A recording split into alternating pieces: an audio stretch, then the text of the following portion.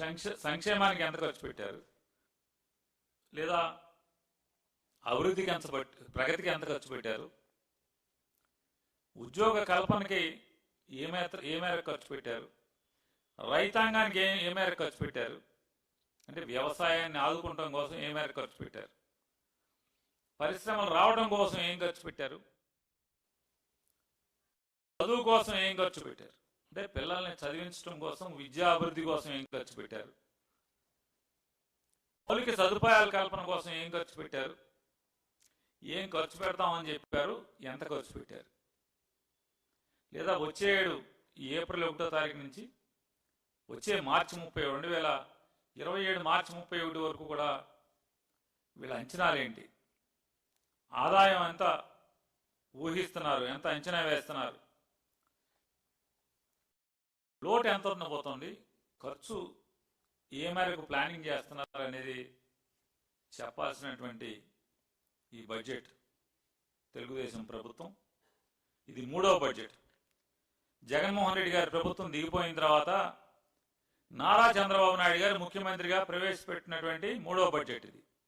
ఇంకా 2 బడ్జెట్లు ప్రవేశపెట్టేటువంటి అవకాశం మాత్రమే. అంటే 60% ప్రణాళికల్ని రచించేటువంటి కాలం కర్పూరంలా కరిగిపోయింది. ఇంకొక 2 బడ్జెట్లు మాత్రమే వీరు ప్రణాళికలు రచించగలరు. 26 ఫిబ్రవరి 11వ తారీఖు నుంచి ఈ నెల మార్చి 6వ తారీఖు వరకు, అంటే నేటి వరకు ఆంధ్రప్రదేశ్ రాష్ట్ర అసెంబ్లీ బడ్జెట్ సమావేశాలు సుమారుగా, అంటే దాదాపుగా 16 పని దినాలు బడ్జెట్ సమావేశాల్లో అసెంబ్లీ నడిస్తే, సహజంగా అసెంబ్లీ జరుగుతుందంటే అందులో మరీ బడ్జెట్ సమావేశాలు జరుగుతున్నాయంటే ఈ ఆంధ్ర రాష్ట్రానికి ఏం అభివృద్ధి జరగబోతోంది. ఇప్పటి వరకు గడిచిన సంవత్సర కాలంగా, అంటే 2025 ఏప్రిల్ 1వ తారీఖు నుంచి ఈ మార్చి 31 వరకు కూడా గడిచిన సంవత్సరంలో అభివృద్ధి ఏం జరిగింది, ఈ రాష్ట్రానికి ఆదాయాలేంటి, వ్యయాలేంటి, ఎంత ఖర్చు పెట్టారు, సంక్షేమానికి ఎంత ఖర్చు పెట్టారు, లేదా అభివృద్ధికి ఎంత ప్రగతికి ఎంత ఖర్చు పెట్టారు, ఉద్యోగ కల్పనకి ఏ మేరకు ఖర్చు పెట్టారు, రైతాంగానికి ఏ మేరకు ఖర్చు పెట్టారు, అంటే వ్యవసాయాన్ని ఆదుకోవడం కోసం ఏ మేరకు ఖర్చు పెట్టారు, పరిశ్రమలు రావడం కోసం ఏం ఖర్చు పెట్టారు, చదువు కోసం ఏం ఖర్చు పెట్టారు, అంటే పిల్లల్ని చదివించడం కోసం విద్యా అభివృద్ధి కోసం ఏం ఖర్చు పెట్టారు, మౌలిక సదుపాయాల కల్పన కోసం ఏం ఖర్చు పెట్టారు, ఏం ఖర్చు పెడతామని చెప్పారు, ఎంత ఖర్చు పెట్టారు, లేదా వచ్చే ఏడు ఏప్రిల్ 1వ తారీఖు నుంచి వచ్చే మార్చి 2027 మార్చి 31 వరకు కూడా వీళ్ళ అంచనాలేంటి, ఆదాయం ఎంత ఊహిస్తున్నారు, ఎంత అంచనా వేస్తున్నారు, లోటు ఎంత ఉండబోతోంది, ఖర్చు ఏ మేరకు ప్లానింగ్ చేస్తున్నారు అనేది చెప్పాల్సినటువంటి ఈ బడ్జెట్ తెలుగుదేశం ప్రభుత్వం. ఇది 3వ బడ్జెట్. జగన్మోహన్ రెడ్డి గారి ప్రభుత్వం దిగిపోయిన తర్వాత నారా చంద్రబాబు నాయుడు గారు ముఖ్యమంత్రిగా ప్రవేశపెట్టినటువంటి 3వ బడ్జెట్ ఇది. ఇంకా 2 బడ్జెట్లు ప్రవేశపెట్టేటువంటి అవకాశం మాత్రమే. అంటే 60% ప్రణాళికల్ని రచించేటువంటి కాలం కర్పూరంలా కరిగిపోయింది. ఇంకొక 2 బడ్జెట్లు మాత్రమే వీరు ప్రణాళికలు రచించగలరు. చూస్తే మొత్తం బడ్జెట్ అంతా ఏం జరిగిందా మొత్తం చూస్తే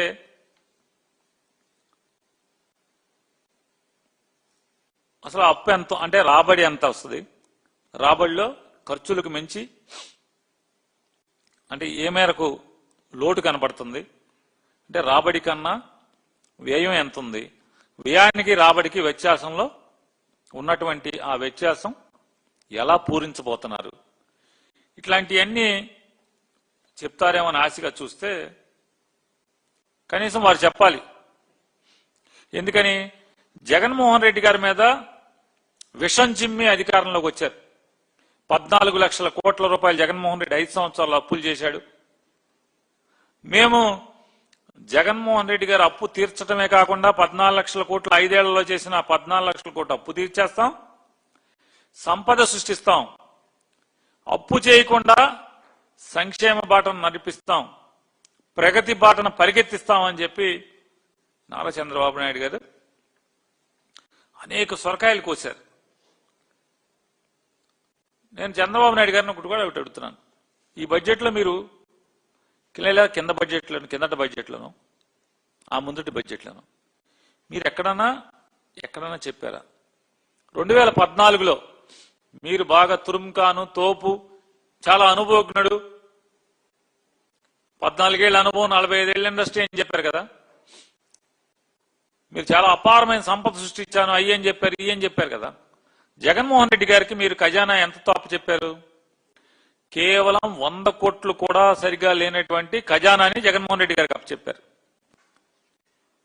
అనుభవం లేనటువంటి నవయువ ముఖ్యమంత్రి జగన్మోహన్ రెడ్డి గారు 2024వ సంవత్సరం తను దిగి నారా చంద్రబాబు నాయుడు గారు ఇప్పటికి మీరు రికార్డు స్థాయిలో నేనే ముఖ్యమంత్రిగా చేశాను ఈ దేశంలో అని చెప్తున్నారు. మీకు ఎంతతో అప్పచెప్పారు? సుమారు 7 నుంచి 8 వేల కోట్ల రూపాయల ఖజానాలో నిల్వతో మీకు అప్పచెప్పారు జగన్మోహన్ రెడ్డి గారు. 7-8 వేల కోట్ల నిల్వతో అప్పచెప్పారు. ఆయన మీరిచ్చిన 100 కోట్లతోనే ఆయన నెట్టుకొచ్చాడు. మీకు జగన్ గారు అప్పచెప్పినటువంటి 7-8 వేల కోట్ల రూపాయలు మీకు అప్పచెప్పితే కనీసం ఒక్కరోజు కూడా ఏ బడ్జెట్లో కూడా ఈ విషయాలను మీరు ముచ్చటించరు, చెప్పరు, ప్రపంచానికి తెలియనివ్వరు. మీరు జగన్మోహన్ రెడ్డి గారి గురించి పచ్చి అబద్ధాలు ప్రచారం చేశారు కదా, 14 లక్షల కోట్లని. ఈ రోజుకి మీరు పవన్ కళ్యాణ్ గారు కలిసి 9,25,000 కోట్లని ఇవాళకి కూడా అబద్ధాలు చెప్తున్నారు. ఇవాళ కూడా అబద్ధాలు చెప్తున్నారు కదా. ఇవాళ మీ బడ్జెట్లో ఏమని చెప్పారు అంటే సవరించిన అంచనాలు అప్రాపరేషన్లో 2025-26 దాని ప్రకారం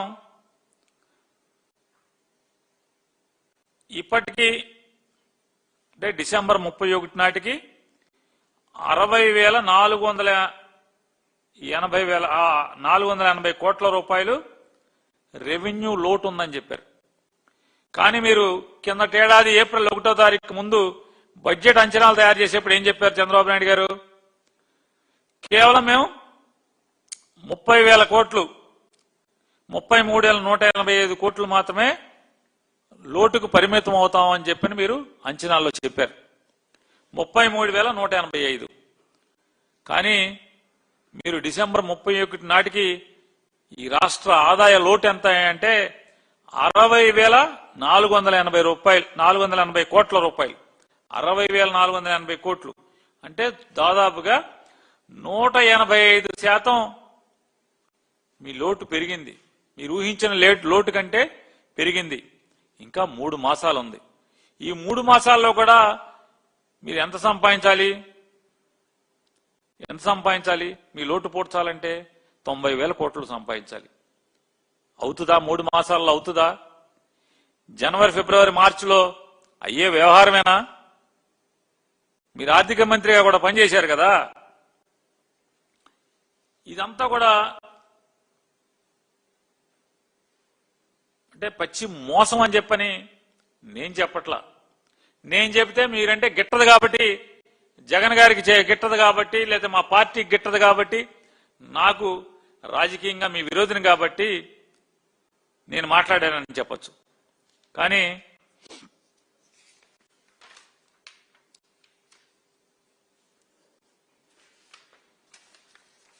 ఈనాడు రామోజీరావు గారి పేపర్, రాబడి సాధించటమే అసలు సవాల్. ఏమంటారు ఈనాడులో? రాష్ట్ర ప్రభుత్వం 3,32,205.34 కోట్ల మేర బడ్జెట్ ను సమర్పించి అందులో 2,34,140.14 కోట్ల రెవెన్యూ రాబడి ద్వారా సాధిస్తామని పేర్కొంది. ప్రస్తుత పరిస్థితులు చూస్తుంటే ఆ స్థాయి రాబడి సాధించడమే అసలు సవాల్. సార్ వినండి చంద్రబాబు నాయుడు గారు, 2025-26 ఆర్థిక సంవత్సరంలో 2,17,976.53 కోట్ల రెవెన్యూ రాబడి అంచనా వేశారు. సవరించిన అంచనాల్లో అది 1,96,903.53 కోట్లకే పరిమితం చేశారు. జనవరి నెలాఖరు వరకు ఉన్న లెక్కల ప్రకారం 1,40,000 కోట్ల రెవెన్యూ రాబడి అని ప్రభుత్వమే పేర్కొంది. అంటే ఏంటి? మీ ఈనాడు పేపరే మీ గురించి ఈ రకమైన రాతలు రాసే పరిస్థితి ఉంటే మీ ప్రభుత్వం గురించి, అంటే మీరు చెప్పేటువంటి అన్ని లెక్కలు కూడా కాకి లెక్కలు, అబద్ధపు లెక్కలు, మైక్లో మాట్లాడేది. మీరు అసెంబ్లీలో కాగితం మీద సమర్పించేది ఒకటి, మీరు సమర్పించిన దాన్ని ఈనాడు రాతపూర్వకంగా రాసింది. మరి ఈ రాతపూర్వకంగా రాసిన దాంట్లో రాబడి లేదు, ఆదాయం పడిపోయినాయి, రెవెన్యూ రాబడి లేకపోగా లోటు పెరిగిపోతుంది. అంటే 2,34,140 కోట్ల రూపాయలు మేము ఆర్థిక రాబడి మేము సాధిస్తామని చెప్పి మీరు కోతలకు వచ్చి ఇవాళ అది మీకు 1,40,000 కోట్లకు పడిపోయిందంటే, అంటే 2,10,000 సవరించిన అంచనాల ప్రకారం ఏంటి, రేపు మార్చి 31 వరకు 2,17,000 కోట్లు అని చెప్తున్నారు. ఎంత అంచనా వేశారు? 2,34,000 చిల్లర అంచనా వేసి ఇప్పుడు సవరించిన దాంట్లో ఏం చెప్తున్నారు, ఇంకా మార్చి 31 దాకా టైం ఉంది, 2,17,000 అంటున్నారు. కానీ మీ దగ్గరకు వచ్చింది 1,40,000 అని ఈనాడు రామోజీరావు గారు చెప్తున్నాడు. కొత్త బడ్జెట్ గురించి కూడా వారు చెప్తున్నారు. వారేమంటారు చూడండి, ఆర్థిక భారంపై స్పష్టత ఏది? అంటే మేము చెప్తున్నది వాస్తవం అని చెప్తున్నారు. వీళ్ళు బడ్జెట్ పెడతాం కూడా దొంగతనంగా పెడుతున్నారు, బడ్జెట్ కూడా సరిగ్గా పెడతలేదు, అప్పులు సరిగ్గా చూపించట్లేదు. రాష్ట్ర ప్రభుత్వం రాబోయే ఆర్థిక సంవత్సరంలో, అంటే వీళ్ళు కొత్తగా రేపు ఏప్రిల్ 1వ తారీఖు నుంచి వచ్చే సంవత్సరం మార్చి 31 దాకా 98,065 కోట్ల మేరకు మాత్రమే రుణం తీసుకుంటాము, మేము అప్పుని కిందటి సంవత్సరం కంటే తగ్గిస్తాము అని చెప్పి మాట్లాడుతున్నారు. కానీ బడ్జెట్లో ఏం చెప్పారు? సవరించిన అంచనాల మేరకు 1,03,000 కోట్లు ఇప్పటికి అప్పు చేశాం కిందటేడని చెప్పారు. 1,03,000 కోట్లు. వచ్చే ఏడు 98,000 కోట్లు అంటున్నారు. అంటే ఈ 1,03,000 ఈనాడులో రాస్తారు వారు, చూడండి ఈనాడులో ఏమని రాస్తారంటే, ప్రస్తుత ఆర్థిక సంవత్సరం 2025-26లో 1,04,382 కోట్ల రుణం తీసుకుంటామని పేర్కొన్న సవరించిన అంచనాల ప్రకారం 1,03,631 కోట్లు మాత్రమే అవసరమయ్యాయని ప్రస్తావించింది. బహిరంగ మార్కెట్ నుంచి 80,456 కోట్ల రుణం అవసరమని పేర్కొన్న 79,456 కోట్లు మాత్రమే తీసుకున్నట్టు ప్రభుత్వం తెలిపింది. వివిధ ప్రభుత్వ కార్పొరేషన్ల నుంచి రుణాలు తీసుకుంటున్న ఈ రుణాలను వివిధ రూపాల్లో ప్రభుత్వం తన బడ్జెట్ నుంచే చెల్లిస్తున్న ఆ భారాన్ని రుణాలతో కలిపి చూపటం లేదు. అంటే మీరు చేస్తున్నటువంటి అప్పులు లెక్కకి మిక్కిలి అప్పులు మీరు చేస్తున్నారని చెప్పని సాక్షాత్తు ఈనాడు వారే వారు ఘోషిస్తున్నారు. అంతేకాకుండా 2000 అంటే వచ్చే సంవత్సరం ఏప్రిల్ 1వ తారీఖు నుంచి మార్చి 31 దాకా 2,34,140 కోట్ల రూపాయల ఆర్థిక రాబడిని చేస్తామని అంచనాలు వేస్తున్నామని చెప్పి మీరు చెప్పారు. ఇవన్నీ బోగస్ లెక్కలు, డాంబికాలు కాదా అని నేను అడుగుతున్నాను. కిందటేడు మీ ఎంత, మీ అంచనాలు ఎంత? 2,17,976 కోట్లు రివైజ్డ్ ఎస్టిమేటెడ్ బడ్జెట్. కానీ జనవరి 31 నాటికి గవర్నమెంట్ లెక్కల ప్రకారం 1,40,000 కోట్ల మాత్రమే మీ రాబడి కిందటేడు. అంటే ఇప్పటి వరకు జనవరి 31, వాళ్ళ మార్చిలో ఉన్నాం మనం, జనవరి 31వ తారీఖుకి 1,40,000 కోట్ల రూపాయలే మీ రాబడి, ఈ రాష్ట్రానికి ఆదాయం వచ్చిందని చెప్పని మీ ప్రభుత్వం చెప్తుంది. సవరించిన అంచనాలు రాబడి ఎంత అని చెప్తారు? 1,96,000 అంటారు. అంటే ఈ రాబోయే 2 మాసాల 60 రోజుల్లో 57,000 కోట్ల రూపాయలు మేము రాబడి సాధిస్తామంటున్నారు. ఇది మోసం కాదా అని అడుగుతున్నాను. నవ్విపోతారనే సిగ్గు కూడా లేదా మీకని అడుగుతున్నాను మీ ప్రభుత్వానికి. అరే తప్పు కదా, ఇంత దొంగ లెక్కలు మాట్లాడుతున్నాం. మన దొంగ లెక్కల్ని ఈనాడికే నచ్చట్లేదు. ఇది పాపం కదా, ఇంత పచ్చి పాపం నేను రాయలేను కదా, అంటే మామూలుగా పాపాలు రాస్తారు, ఇంత పచ్చి పాపాలు నేను రాయలేను కదా అని చెప్పని మన ఈనాడు పేపర్లోనే ఘోషిస్తుంటే చెప్పండి, 60 రోజుల్లో 57,000 కోట్ల రూపాయలు మీకు రెవెన్యూ రాబడి వస్తుందా అంటున్నా. మోసం కాదా ఇది అంటున్నా. అంచనాలు ఆకాశానికి, వాస్తవాలేమో పాతాళానికి. మీరు రాష్ట్రాన్ని గాడిలో పెడతారా? ఏ మోకం పెట్టుకు చెప్తున్నారండి పవన్ కళ్యాణ్ గారు, నారా చంద్రబాబు నాయుడు గారు? మీ ఇద్దరు రాష్ట్ర ఆర్థిక స్థితిని గాడిలో పెడుతున్నామని చెప్పని, గాడిలో పెట్టామని తప్పుడు మాటలు మాట్లాడతారు, అసత్యాలు మాట్లాడతారు. ఈనాడు పేపర్ చెప్పినట్టుగా గత ఏడాది 1,03,631 కోట్లు మాత్రమే అప్పు తెచ్చామని చెప్తున్నారే. వివిధ కార్పొరేషన్లతో ప్రభుత్వ బాధ్యతగా తీసుకొచ్చినటువంటి అప్పుని చెప్పే ధైర్యం ఎందుకు లేదు మీకు అని అడుగుతున్నాను. ఎందుకు లేదంటే ఉద్దేశపూర్వకంగా మోసం చేయాలనేటువంటి తప్పుడు ఆలోచనతోనే మీరు ఈ లెక్కల్ని తప్పుడు లెక్కలు, దొంగ లెక్కలుగా చూపిస్తున్నారు కాబట్టి చెప్పరు. మసిపూసి మారేడికాయ చేద్దాం అనుకుంటున్నారు కాబట్టి ఏం చెప్తారు? కరెంటు ఛార్జీలు తగ్గిస్తున్నారా? తప్పు కదా నారా చంద్రబాబు నాయుడు గారు.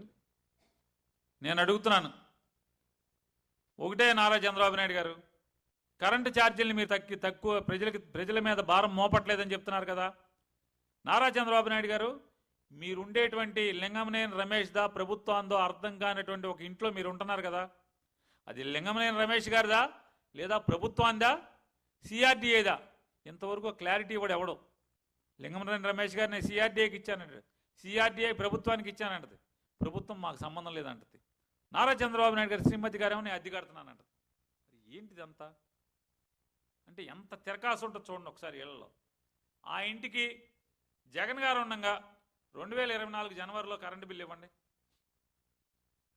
మంగళగిరిలో యూనివర్సిటీ దగ్గర పవన్ కళ్యాణ్ గారు బస్ చేస్తున్నారు కదా, లింగంలేని రమేష్ గారి దగ్గర కొనుక్కున్నట్టున్నారు కదా ఆఫీస్ కట్టుకున్నారు, దాంట్లోనే ఇప్పుడు ఇల్లు కూడా కట్టుకున్నారు కదా.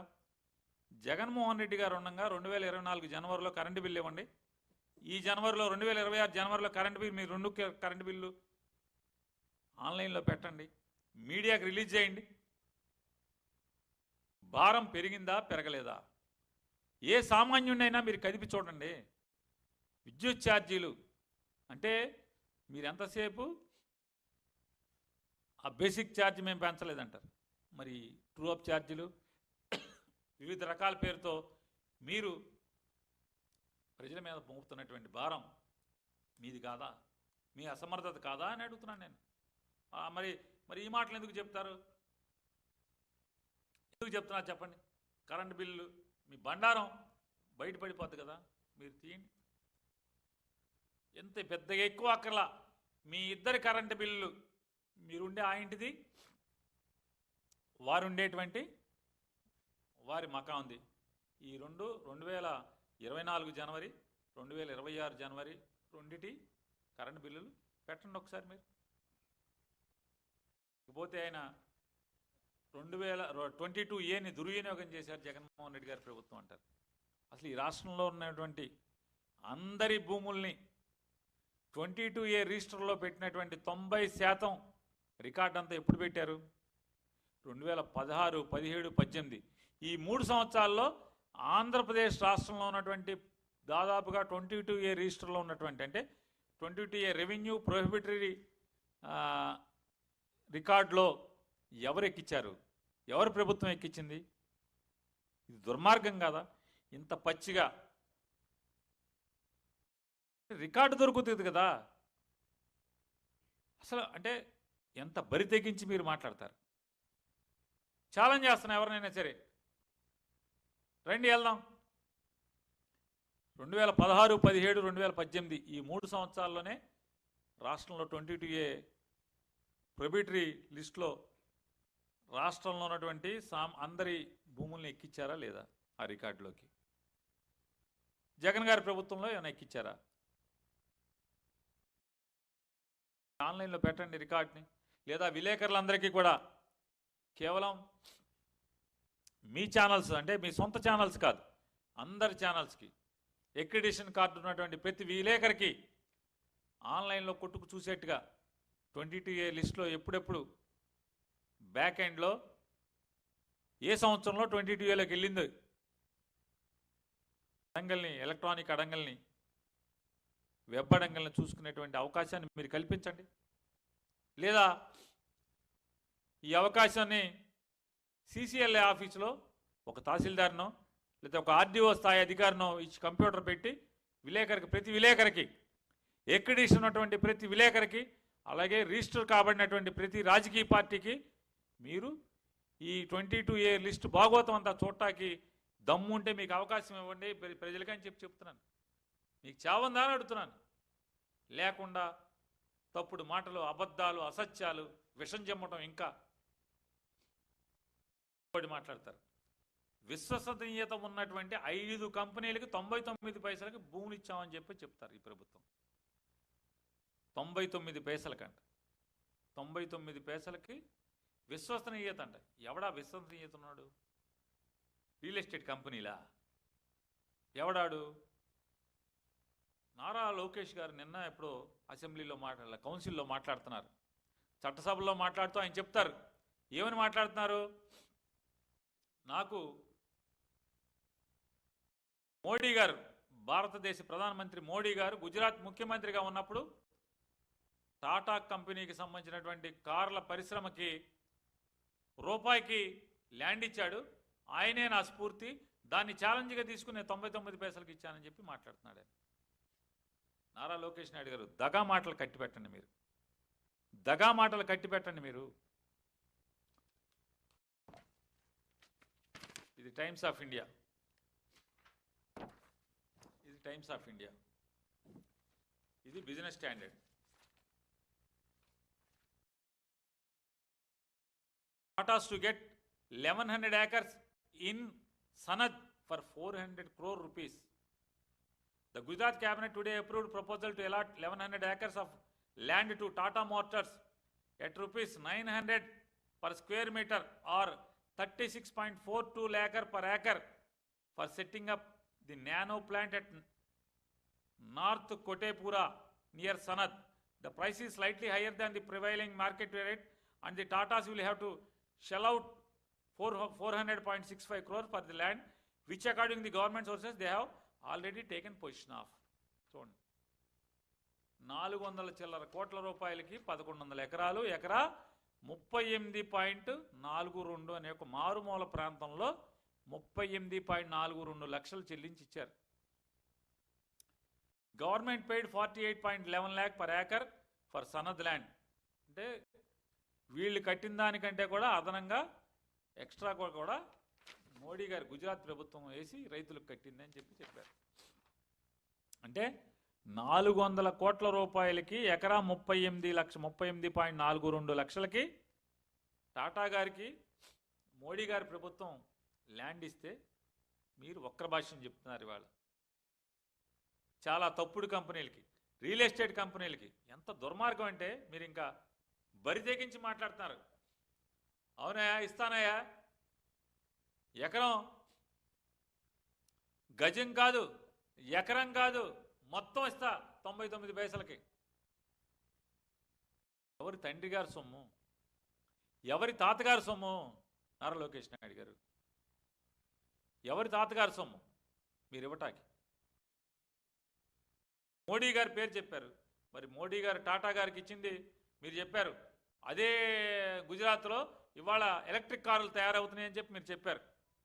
మరి అదే కంపెనీ 1100 ఎకరాలపైకి 400 చిల్లర కోట్ల రూపాయలు చెల్లించి భూమి కొనుగోలు చేసింది ప్రభుత్వం దగ్గర. మీరేం చేస్తున్నారు? అరే గజం కాదు, ఎకరం కాదు, మొత్తం ఇస్తానని చెప్పి చెప్తున్నారు. ఇవాళ భారతదేశంలో రూపాయికి విలువ పడిపోయిన మాట వాస్తవమా కాదా? భారతదేశం మొత్తం మీద మోడీ గారి నాయకత్వంలో రూపాయి విలువ పడిపోతే, కానీ ఒక్క విశాఖపట్నంలో నారా చంద్రబాబు నాయుడు గారి నాయకత్వంలో ఒక్క విశాఖపట్నంలో మాత్రమే రూపాయికి విలువ పెరిగిపోయింది. రూపాయికి 20 ఎకరాల పొలం వస్తుంది, ఎకరా 50 కోట్లు ఉంటుంది. చూడండి ఎంత విలువ పెరిగిపోయిందో. ఒక్క విశాఖపట్నంలో తప్పితే భారతదేశంలో ఎక్కడ రూపాయికి విలువ పడిపోయింది అన్ని చోట్ల కూడా. కానీ ఒక్క విశాఖపట్నంలో మాత్రం రూపాయికి 100 కోట్ల మారకం వస్తుంది, భూమి వస్తుంది. 20 కోట్లు 20 ఎకరాలు ఉంటే 50 కోట్లు. ఎంత లోకేష్ గారు? మీ ఘనతే కదా, మీ తండ్రి గారి ఘనతే కదా, బ్రాండ్ కదా బాబు గారి బ్రాండ్. భారతదేశంలో కానీ ఆంధ్ర రాష్ట్రంలో మిగతా చోట్ల ఎక్కడా లేదు, రూపాయికి విలువ పడిపోతూనే ఉంది. కానీ ఒక్క విశాఖపట్నంలో మాత్రమే మీ పుణ్యమాన రూపాయి విలువ పెరుగుతుంది. రూపాయికి ఎక్కడ టీ రాదు, రూపాయికి ఎక్కడ కాఫీ రాదు, 1/2 టీ రాదు లోకేష్ గారు. కానీ రూపాయికి మీరు 20 ఎకరాలు 25 ఎకరాలు 30 ఎకరాలు పొలం ఇస్తున్నారు. లక్షల కోట్ల విలువ చేసేటువంటి పొలాన్ని మీరు ఇస్తున్నారు. ఇవాళ మీరు ఇంకో మాట కూడా చెప్పారు. ఏమని చెప్పారు? గీతం యూనివర్సిటీకి భూమిని క్రమబద్ధీకరిస్తే ఈ వైసీపీ వాళ్ళు రాద్ధాంతం చేస్తున్నారని చెప్పి మాట్లాడారు, రాజకీయ రాద్ధాంతం చేస్తారని చెప్పి మాట్లాడారు. చట్టసభలో మాట్లాడారు మీరు. రాష్ట్రంలో నేను అడుగుతున్నాను, మీరు ఎక్కిన దగ్గర నుంచి 2024 జూన్ మాసం నుంచి ఎంతమంది పేదలు సామాన్యులు సెంటున్నర ఆక్రమించుకుని ఉంటే కిరాతకంగా నిర్దాక్షిణ్యంగా ఎంతమంది ఇళ్ళు, ఎన్ని వేల ఇళ్ళని కూలదోశారు చెప్పండి మీరు. మరి ఎందుకు క్రమబద్ధీకరించలేదు? ఒక్క మంగళగిరిలోనే ఎందుకు క్రమబద్ధీకరించారు? 175 నియోజకవర్గాల్లో ఒక్క మంగళగిరిలో తప్పితే మిగతా అన్ని చోట్ల ఎందుకు నేలమట్టం చేశారు? ఎందుకు కూలదోశారు? ఎందుకే మరి గీతానికి ఎందుకు ఇచ్చారయ్యా అంటే, ఇంతమంది పేదవాళ్ళు ఇళ్ళు కూలదోసి, ఇది ప్రభుత్వ స్థలం ఆక్రమించారని చెప్పని కూలదోసి. ఇక మేము చిన్న ఉదాహరణ, మా ఊళ్ళో అయితే చెప్పాకర్లా, కుమ్మరగూడెంలో 200 ఇళ్ళు నేలమట్టం చేశారు, ఆక్రమించారని చెప్పి. 200 ఇళ్ళు ఆక్రమించారని. ఒక కుమ్మరగూడెంలోనే కాదు, మీకు ఎక్కడ చూసుకున్నా సరే అన్ని ఇళ్ళు కక్ష కట్టి వైసీపీ ధర్నాకి వెళ్తే, వైసీపీ తరఫున ఎక్కడ ఉద్యమాల్లో, మెడికల్ కాలేజ్ వ్యతిరేకంగా ఉద్యమాల్లో గట్టిగా సంతకాలు సేకరిస్తే ప్రజల దగ్గరికి వెళ్ళి ఆ ఇళ్ళు నేలమట్టం చేశారా లేదని అడుగుతున్నాను. సర్కార్ తోటలో పేదవాళ్ళు ఇళ్ళు నేలమట్టం చేశారా లేదని అంటున్నాను. వాళ్ళు ఉసురు పోసుకుంటున్నారా లేదా మీరు? వాళ్ళ కన్నీళ్లలో రాబోయే రోజుల్లో కొట్టుకుపోతారా పోరా మీరు అని అడుగుతున్నాను.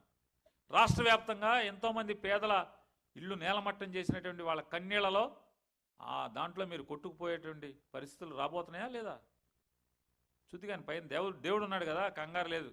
ప్రజలు ఉన్నారు, దేవుడు ఉన్నారు.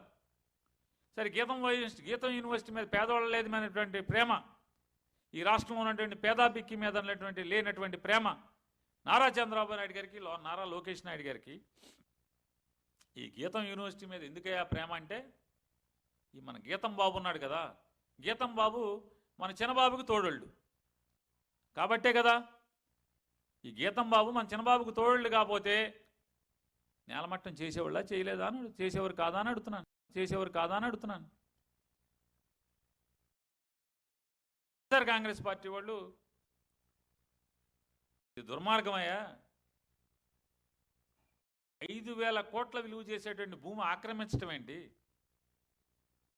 ఒక మనిషి 5,000 కోట్ల విలువ చేసేటువంటి భూమిని ఆక్రమించటం ఏంటి? మీరు దాన్ని రెగ్యులరైజ్ చేయటం ఏంటి? ఇది తప్పయా, పాపమయా అని చెప్పని వైఎస్ఆర్ కాంగ్రెస్ పార్టీ వాళ్ళందరూ గగ్గోలు పెడితే, ఘోష చేస్తే,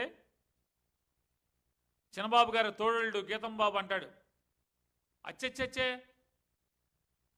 5,000 కోట్లు లేదు, వైసీపీ వాళ్ళంతా అల్లరి చేస్తున్నారు, అది 1000 కోట్లే అంటాడు. చూడండి, 1000 కోట్లు అతని నోటితో చెప్పాడు ఆయన. చిన్నబాబు తోడల్లుడు గిల్లుడు, చూడండి గిల్లుడు ఎంత ఉందో. చిన్నబాబు గారు తోడల్లుడు గిల్లుడు 1000 కోట్లు అంటే ఆయన నోటితో చెప్పాడు. వైఎస్ఆర్ కాంగ్రెస్ పార్టీ వాళ్ళు 5,000 అంటున్నారు, అచ్చచ్చచ్చే అది లేదు, అది 1000 కోట్లే అంటున్నాడు. అంటే 1000 కోట్ల విలువ చేసేటువంటి మీ లెక్కల ప్రకారం, రిజిస్టర్ ఆఫీస్ లెక్క ప్రకారం 1000 కోట్లు విలువ చేసేటువంటి భూమి ఉందని తోడల్లుడు గిల్లుడైనటువంటి ఈ తోళ్ళు గారు చెప్పారు కదా, చిన్నబాబు తోళ్ళు గారు. మరి ఇవ్వటం ధర్మమా? అందరికీ అదే ఎందుకు చేయరు? చేస్తారా? చేయరు. ఎందుకని? చిన్నబాబుకి అందరూ తోళ్ళు ఉండరు కదా, చిన్నబాబుకి ఒకడే కదా తోడళ్ళు, ఒకడే తోడళ్ళు, అందుకని మరి ఒకడికే చేస్తాడు, అందరికీ చేయరు. ఇలా గిల్లుళ్ళు ఇలా ఉంటే ఇక అసెంబ్లీలో పవన్ కళ్యాణ్ గారు మాట్లాడతారు. ఎంత దుర్మార్గం అంటే, ఆయన కిందటేడాది సెప్టెంబర్లోనే ఎప్పుడోనేమో వైఎస్ జగన్మోహన్ రెడ్డి మా హిందువుల ఆదిదేవుడైన కలియుగ దేవుడైన వెంకటేశ్వర స్వామి ప్రసాదంలో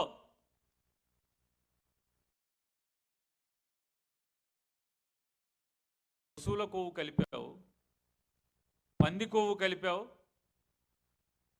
చేప కొవ్వు కలిపావు అని చెప్పని పసుపు బట్టలు కాషాయ బట్టలు కట్టుకుని మెట్లు కడిగి బొట్లు అద్ది పసుపు అద్ది కుంకుమ అద్ది తిరుపతి వెళ్ళి ఆపు సోపాలు పడుతూ మెట్లెక్కి పైకి వెళ్ళి కిందకు వచ్చి పబ్లిక్ మీటింగ్లో ఐఎమ్ అనపాలజెటిక్ సనాతని అని చెప్పని పెద్ద పెద్ద మీటింగ్లు పెట్టి వాళ్ళ అసెంబ్లీలో ఏం మాట్లాడతారు చూడండి. దేవుడి గుళ్ళోనేమో తిరుపతి వెంకన్న సాక్షిగా నువ్వెవడవయా, నువ్వు క్రిస్టియన్వి, మా లడ్డూలో ఈ కలుపుతావా, కొవ్వు కలుపుతావా అని బహిరంగంగా నిర్లజ్జగా మాట్లాడి ఇవాళ అసెంబ్లీలో మాట్లాడతాడు ఆయన. ఏమంటారు పవన్ కళ్యాణ్ గారు? నేను జగన్మోహన్ రెడ్డి గారు నేనేం అనలేదు, ఆయన ముఖ్యమంత్రి ఎట్ట కూర్చొని కలుపుతాడు, ఆయన ప్రభుత్వంలో టీటీడీ బోర్డుది బాధ్యత అన్నాను.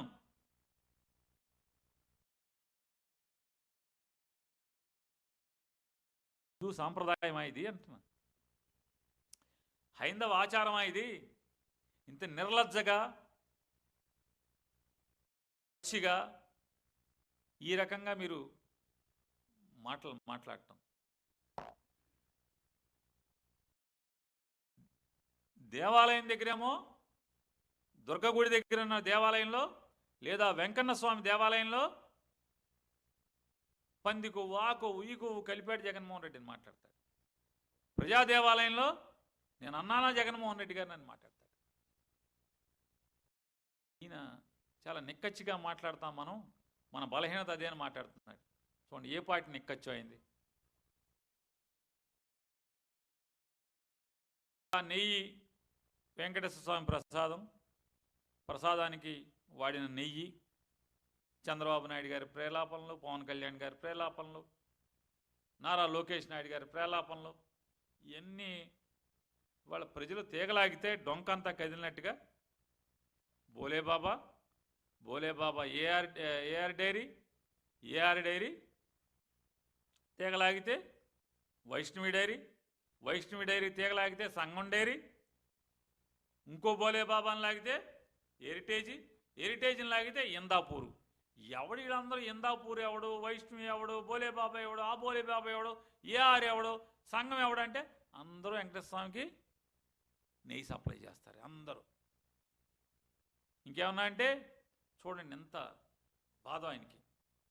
నారా చంద్రబాబు నాయుడు గారు చెప్తాడు చక్కటి మాట, అది పదకూర్పు ఒకసారి. నా ఫ్యామిలీ బిజినెస్ అధ్యక్ష, నా ఫ్యామిలీ బిజినెస్, నా కుటుంబం బ్రతుకు తెరువు కోసం వ్యాపారం అంటే వినండి ఆయన మాటలు అసెంబ్లీలో మాట్లాడాడు ఆయన. నా కుటుంబం జీవించడానికి, బతుకుదెరువు కోసం, జీవనం సాగించడానికి హెరిటేజ్ ఎయిర్ నడుపుతున్నారన్నారు.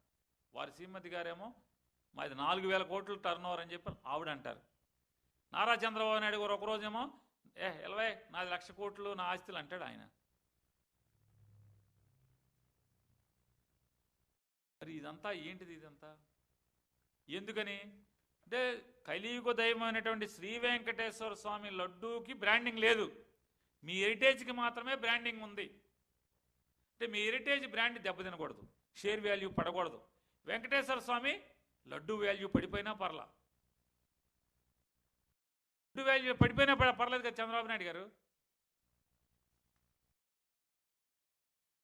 చంద్రబాబు నాయుడు గారు నిజంగా మీరు చెప్పండి, మీకు అంతరాత్మ మీద చేసుకున్నా కూడా నిజం రాదు మీకు. నాలుగు మచ్చలు మా చంద్రబాబు నాయుడు గారు మీ నాలుగు మచ్చల మాటలు ఏం చెప్పారు? అసెంబ్లీలో చెప్పారు. ఏం చెప్పారు?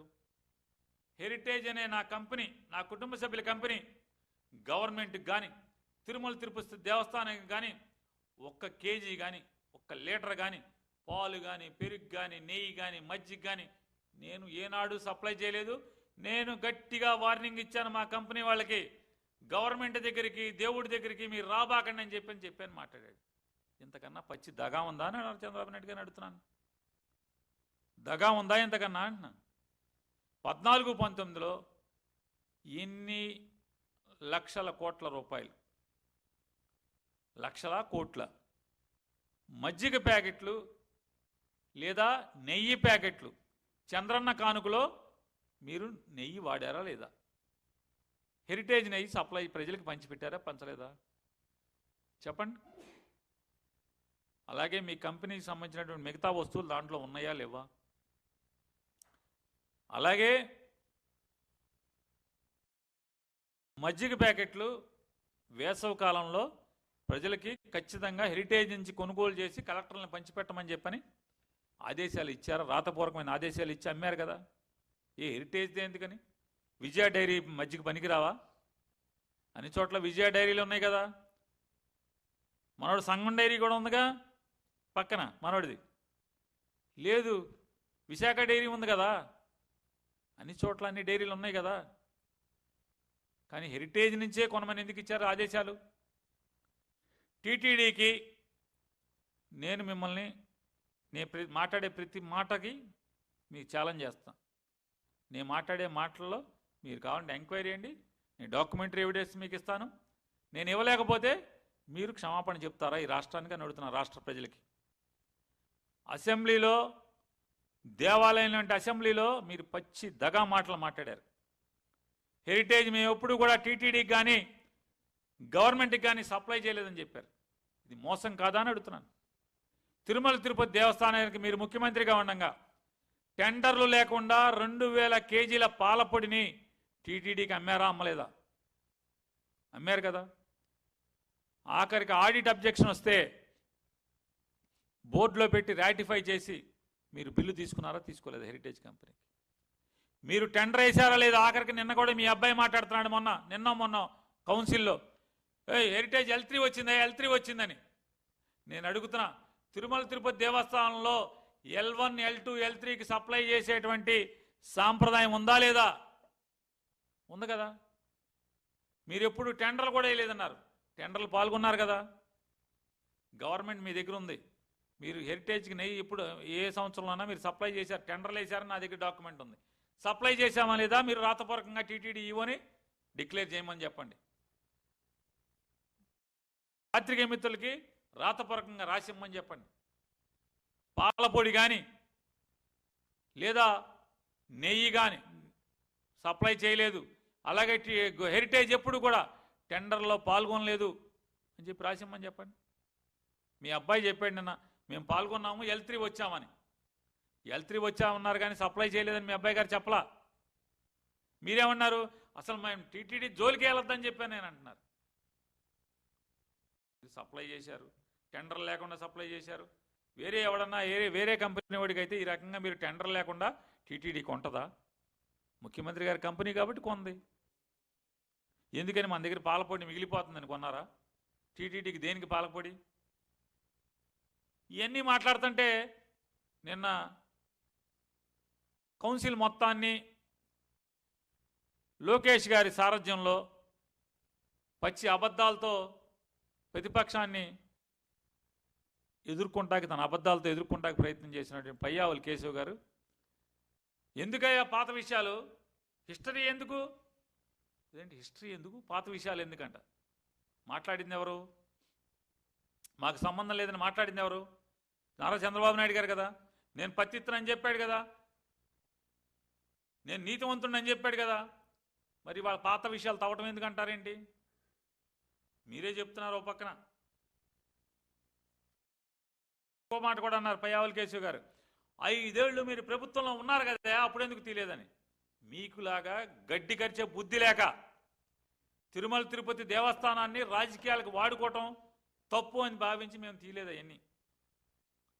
తిరుమల తిరుపతి దేవస్థానాన్ని మీరు మీ గవర్నమెంట్లో, నారా చంద్రబాబు నాయుడు గారు మా గవర్నమెంట్లో నెయ్యితో లడ్డూ చేస్తారంట, దాని మీద నెయ్యి వాసన రావటం కోసం మళ్ళీ నెయ్యి స్ప్రే చేస్తారంట. స్ప్రే చేయటానికి నెయ్యి కొన్నారు, లడ్డూకు పైన పూత పోస్తారంట, ఎందుకంటే నెయ్యి వాసన రావాలంటే. మీ అసాధ్యం గోల, నేతితో లడ్డూ చేసి నెయ్యి వాసన రావటం కోసం స్ప్రే చేస్తారా అంటే ఏంటి, దాంట్లో నెయ్యి కాదనేగా. ఇప్పుడు ఏమనంటే పాత ఎందుకు తవ్వుతారంటున్నాడు.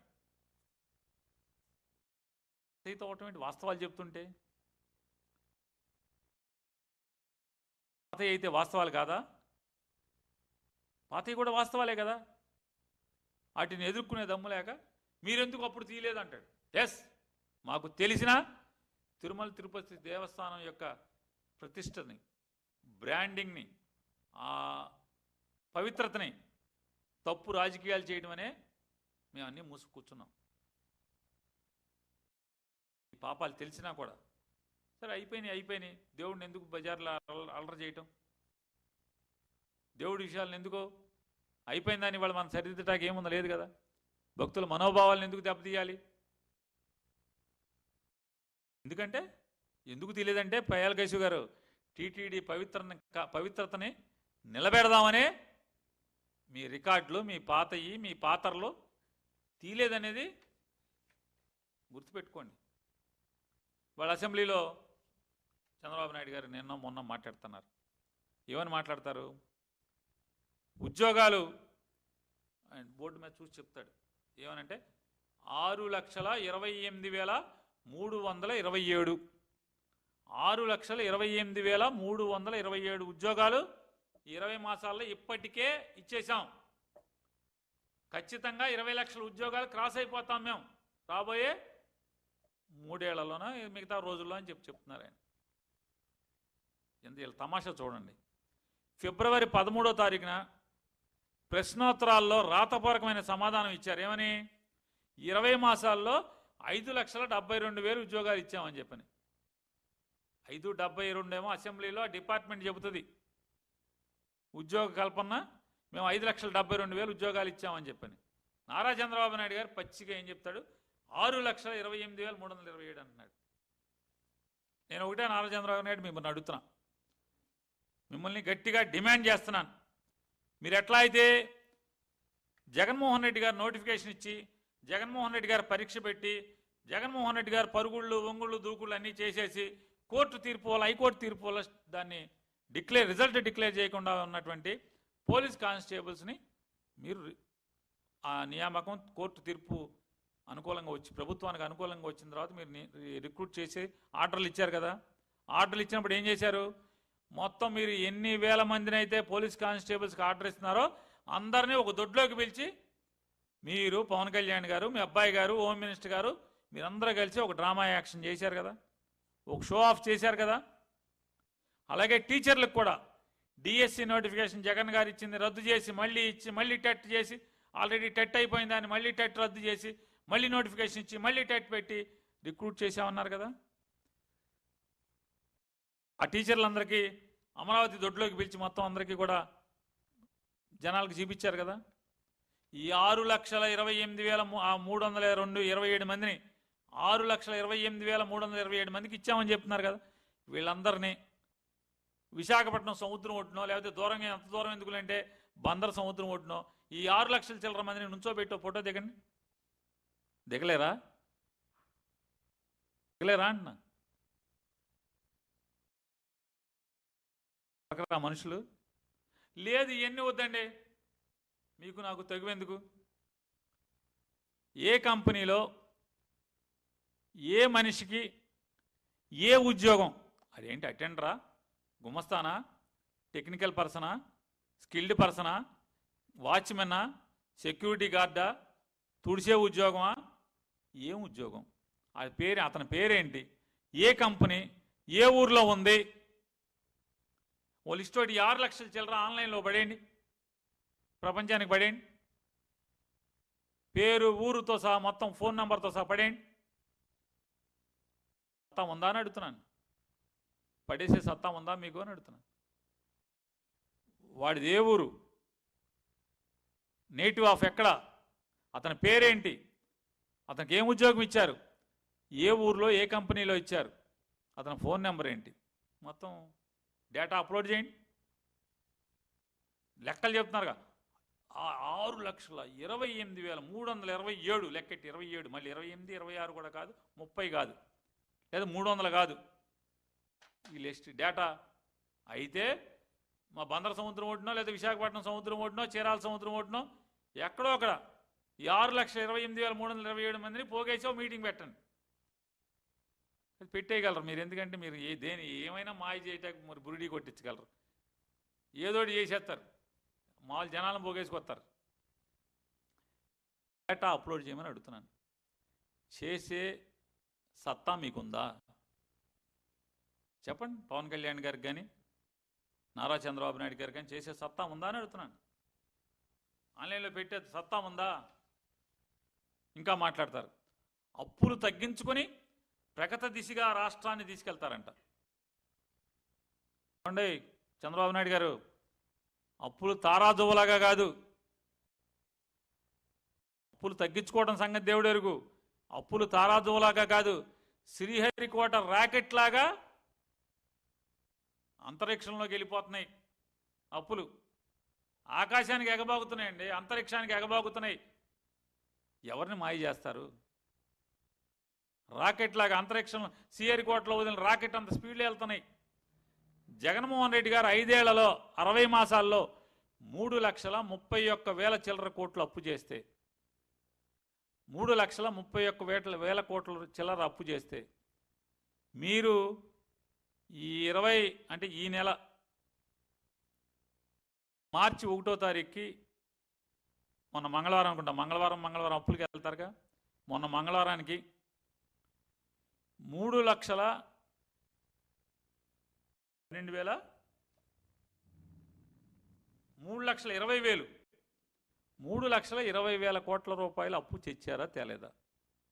ఇది రికార్డే కదా. మరి మీరు అప్పులు తగ్గించుకున్నట్ట.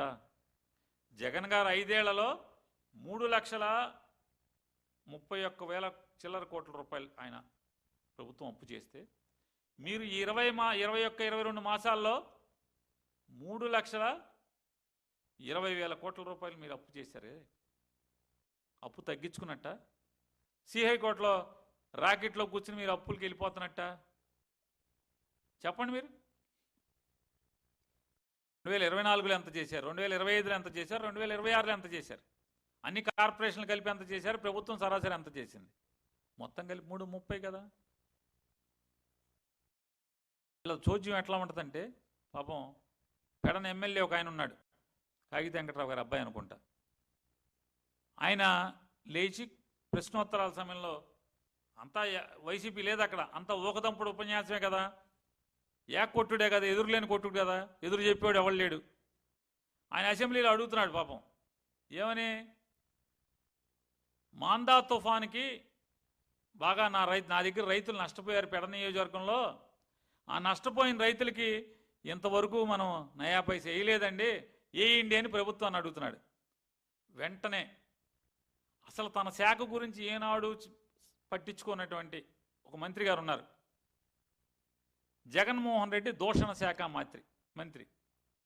ఆ దూషణ శాఖ, జగన్మోహన్ రెడ్డి గారి దూషణ శాఖ మంత్రులు ఉన్నారు కదా, వారు లేచి వారి వీరంగం, వారు ఏమంటారు, 48 గంటల పాటు మాందా తుఫానికి నారా చంద్రబాబు నాయుడు గారు, నారా లోకేష్ నాయుడు గారు, నేను, అధికారులందరం 48 గంటల పాటు నిద్రాహారాలు మాని, కంటి మీద కునుకు లేకుండా, నోట్లోకి ఆహారం తీసుకోకుండా ఏఐ టెక్నాలజీ మొత్తాన్ని వాడి ఆ తుఫాన్ని బాగా బలహీనపరిచి రైతులకి నష్టం జరగకుండా చూశారంట. చూడండి ఆవిడ సమాధానం అసెంబ్లీలో. అధికార పార్టీ సభ్యుడేమో పంట పోయిందా బాబు, నాకు మా వాళ్ళకి డబ్బులు ఏంటి అని అతను అడుగుతాడు. ఎందుకు అడుగుతారు? ఏ శాసనసభ్యుడైనా అసెంబ్లీలో అన్న నిలదీస్తే సిగ్గేసి అన్న ఇస్తారేమో అని చెప్పని. చూడండి, సిగ్గు ఎగ్గు లేకుండా ప్రభుత్వం తరపున ఒక మంత్రి గారు ఏం మాట్లాడుతున్నారు. పొరపాటును కూడా ఇస్తాము, ఇవ్వము, లేదా నష్టం లేదు అని కూడా ఎక్కడ వారు చెప్పట్లా. మంత్రి గారు వారు ఏం చెప్తారు? ఏఐ టెక్నాలజీ వాడి తుఫాను మొత్తాన్ని బలహీనపరిచేశారంట 48 గంటలు వీళ్ళు ముగ్గురు కూర్చుని. ఏంటి అసలు ఈ చోద్యపు మాటలేంటి, ఈ పిట్టల ద్వారా మాటలేంటి? అంటే కనీసం వాళ్ళ పార్టీ ఎమ్మెల్యేలకు కూడా సమాధానం చెప్పలేనటువంటి ప్రభుత్వం ఈ దిక్కుమాలిన ప్రభుత్వం అనేది మనకి అసెంబ్లీ వాళ్ళు నిరూపించింది. అసెంబ్లీ నిరూపించింది. నేను అడుగుతున్నాను ఒకటే, నారా చంద్రబాబు నాయుడు గారు, మీ మంత్రి గారు చెప్తున్నారు కదా, మా నారా చంద్రబాబు నాయుడు గారు ఈరుడు సూర్యుడు పోటుగాడు అని చెప్పని ఏఐ టెక్నాలజీని వాడి తుఫాను కూడా తగ్గించేస్తున్నారని చెప్తున్నారు కదా. తుఫాను తీవ్రతను కూడా తగ్గించామని చెప్పి. మరి అంత మీరు పోటుగాళ్ళే అయితే నిన్నగాక మన జరిగిన అసెంబ్లీలో, ఇవాళ దాకా జరిగిన అసెంబ్లీలో మైకులు పనిచేయక అసెంబ్లీని వాయిదా వేసుకునే కర్మ ఎవరికి పట్టింది? ఇంతవరకు ఆంధ్రప్రదేశ్ రాష్ట్ర చరిత్రలో కలిసి ఉండగా కానీ విడిపోయాక కానీ మైకులు పనిచేయక అసెంబ్లీ వాయిదా పడినది ఎక్కడన్నా ఉందా? మంత్రి గారు, తుఫాను తర్వాత బలహీన పరిధి కానీ ముందు మైకుల సంగతి చూసుకోండి. అసెంబ్లీ నడపడం చేత కాదు, ఇక్కడ ఎలక్ట్రానిక్ టెక్నాలజీని వాడి, వైర్లు వాడి, లేకపోతే దాని మన పేరేంటి మైకులకు సంబంధించినటువంటి కంపోజర్లు వాడు, ఇంకోటి వాడు, అవి వాడటం చేత కాదు టెక్నాలజీ మీకు, అవి పనిచేయడం చేత కాదు. తుఫాన్ని తగ్గించేస్తారు మీరు. ఇక మేము జనాలు నమ్మాలి.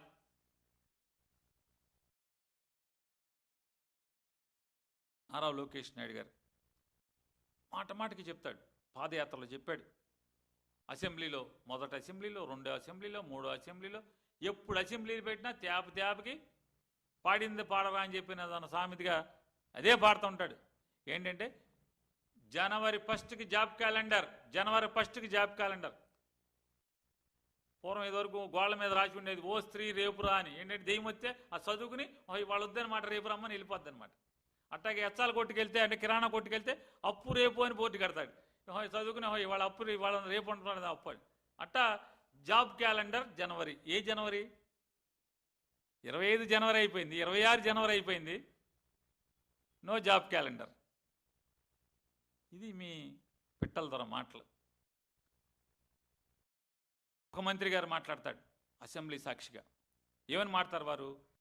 పేదలకు ఇంటి స్థలం ఇచ్చి జగన్మోహన్ రెడ్డి గారి ప్రభుత్వం 7,000 కోట్ల కుంభకోణంలో ఇరుక్కుపోయింది. నేను అడుగుతున్నా, 7,000 కోట్లు, కోట్లే 7,000 కోట్లు. నేను అడుగుతున్నాను, 24 నెలలు అయింది కదా, ఒక్క కోటు కూడా పట్టుకోలేకపోయారా? 7,000 కోట్లు సమర్థత లేదా అని అడుగుతున్నాను. నారా చంద్రబాబు నాయుడు గారు ఫస్ట్గా ఈ పెనంలూరులో ఆ దినేష్ కుమార్ కాకుండా ఎవరైనా సిట్టింగ్ జడ్జితో ఒక విచారణ చేయించు. ఎన్ని కోట్లు దొరుకుతాయో దొరకవో అర్థమవుతుంది.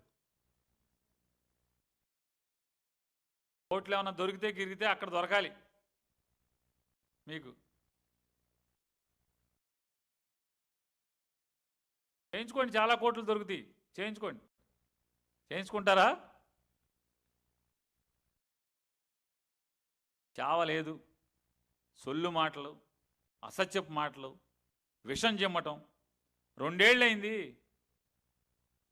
పేదవాళ్ళకి స్థలాలు ఇస్తే ధర్మంగా నిజాయితీగా చేస్తే కుంభకోణం జరిగిందంటారు. ఏ కుంభకోణాన్ని పట్టుకోలేకపోతున్నారా? చేత కాదా మీకు? చావలేదా? మాట మాటకి నారా లోకేష్ నాయుడు గారు తండ్రి కొడుకులు అందరూ బాబాయి గొడ్డలి, బాబాయి గొడ్డలి, బాబాయిని చంపి మా చేతిలో గొడ్డలు పెట్టాడు అంటాడు లోకేష్ గారు. ఎవడ బాబాయిని ఎవడ చంపాడు? సిగ్గురాదా అని అడుగుతున్నాను. చెప్పండి. అసలు కొంచెం కూడా దేవుడు నా భయం నా లజ్జ అని చెప్పని మీకు ఆ లక్షణాన్ని మీకు పొందుపరిచాడా? 24 మాసాలు అయింది కదా సుమారుగా మీరు గవర్నమెంట్లోకి వచ్చి. ఏ బాబాయ్ మటర్ని ఏం చేశారని అడుగుతున్నాను. జగన్ గారిని ఎత్తి లోపల ఎందుకు వెళ్ళిపోతున్నారు బాబాయ్ మటర్లో? సిగ్గు లేకుండా ఇంకా మాట మాటకి బాబాయ్ గొడ్డలి, బాబాయ్ బాబాయిని చంపాడు జగనం. సిగ్గు శరం దేవుడు పెట్టలేదని అడుగుతున్నాను. తప్పు కదా ఇది? ఇంత నీచంగా హీనంగా మాట్లాడటం. మరి మీరు ఏం చేస్తున్నారంటే అని అడుగుతున్నాను. అసెంబ్లీ సాక్షాత్తుగా అసెంబ్లీలో మాట్లాడతారు నారా లోకేష్ గారు. ఏం పీకారు మీరు 19 నుంచి 24 దాకా? 24లో ఏం పీకారు మీరు బాబాయ్ దాంట్లో అని చెప్పి బాబాయ్ చనిపోవడంలో, బాబాయ్ చావులో ఏం పీకారు మీరు? అదే మాట నేను మిమ్మల్ని ప్రశ్నిస్తున్నా. సిగ్గుపడకుండా మాట మాటకి ఇంకా 2 ఏళ్ళు అయినా కూడా బాబాయ్ గొడ్డలి, బాబాయిని చంపాడు జగనం. ఏమైందన్న? ప్రభుత్వం లేదా మీ దగ్గర? మీ నాన్నగారు చెప్తారుగా, నా దగ్గర పోలీస్ ఉంది, నాకు పోలీస్ స్టేషన్ ఉంది, నాకు ఇంటెలిజెన్స్ ఉంది, నాకు సిఐడి ఉంది, నాకు సిట్ ఉంది. ఏ సిట్లు ఏమైనాయి? ఏం లేవా? Sit stand. అది పాపం మాటలు కట్టి పెట్టండి, తప్పుడు మాటలు కట్టి పెట్టమని చెప్పని మీకు హితవు చెప్తూ, అలాగే జగన్మోహన్ రెడ్డి గారి హయాంలో అసలు ఇల్లు కట్టలేదు, ఇళ్ల నిర్మాణంలో అవినీతి జరిగిపోయింది అంటారు. రేపు ఉగాదికి 3 లక్షల ఇళ్ళు ఓపెన్ చేస్తామని అసెంబ్లీ చెబుతున్నారు. ఒక్క శాంక్షన్ మీరు ఇవ్వాల. ఈ 24 మాసాల్లో కొత్త ఇంటికి ఒక్కటంటే ఒక్క ఇంటికి కూడా మీరు శాంక్షన్ ఇవ్వాల. ఒక్క ఇంటికి కూడా ఇవ్వాల. మరి ఎక్కడి నుంచి వచ్చినాయి 3 లక్షల ఇళ్ళు? ఎక్కడి నుంచి వచ్చినాయి అని అడుగుతున్నా. జగన్మోహన్ రెడ్డి గారు కట్టకపోతే మీరు కావాలని పునాదుల మీద లేకపోతే స్లాబ్ లెవెల్లో లింటల్ లెవెల్లో ఉన్నటువంటి వాటిని బిల్లులు ఆపి 2 ఏళ్ల తర్వాత ఇప్పుడు బిల్లులు ఇచ్చి ఆ బిల్లులన్నీ తొక్కిపెట్టి ఇప్పుడు బిల్లులు ఇచ్చి ఉగాదికి గృహప్రవేశాలని చెప్తున్నారు. అంటే మోసపు పనులు, దగా పనులు, టూత్ పాలిష్ పనులు చేసుకోండి.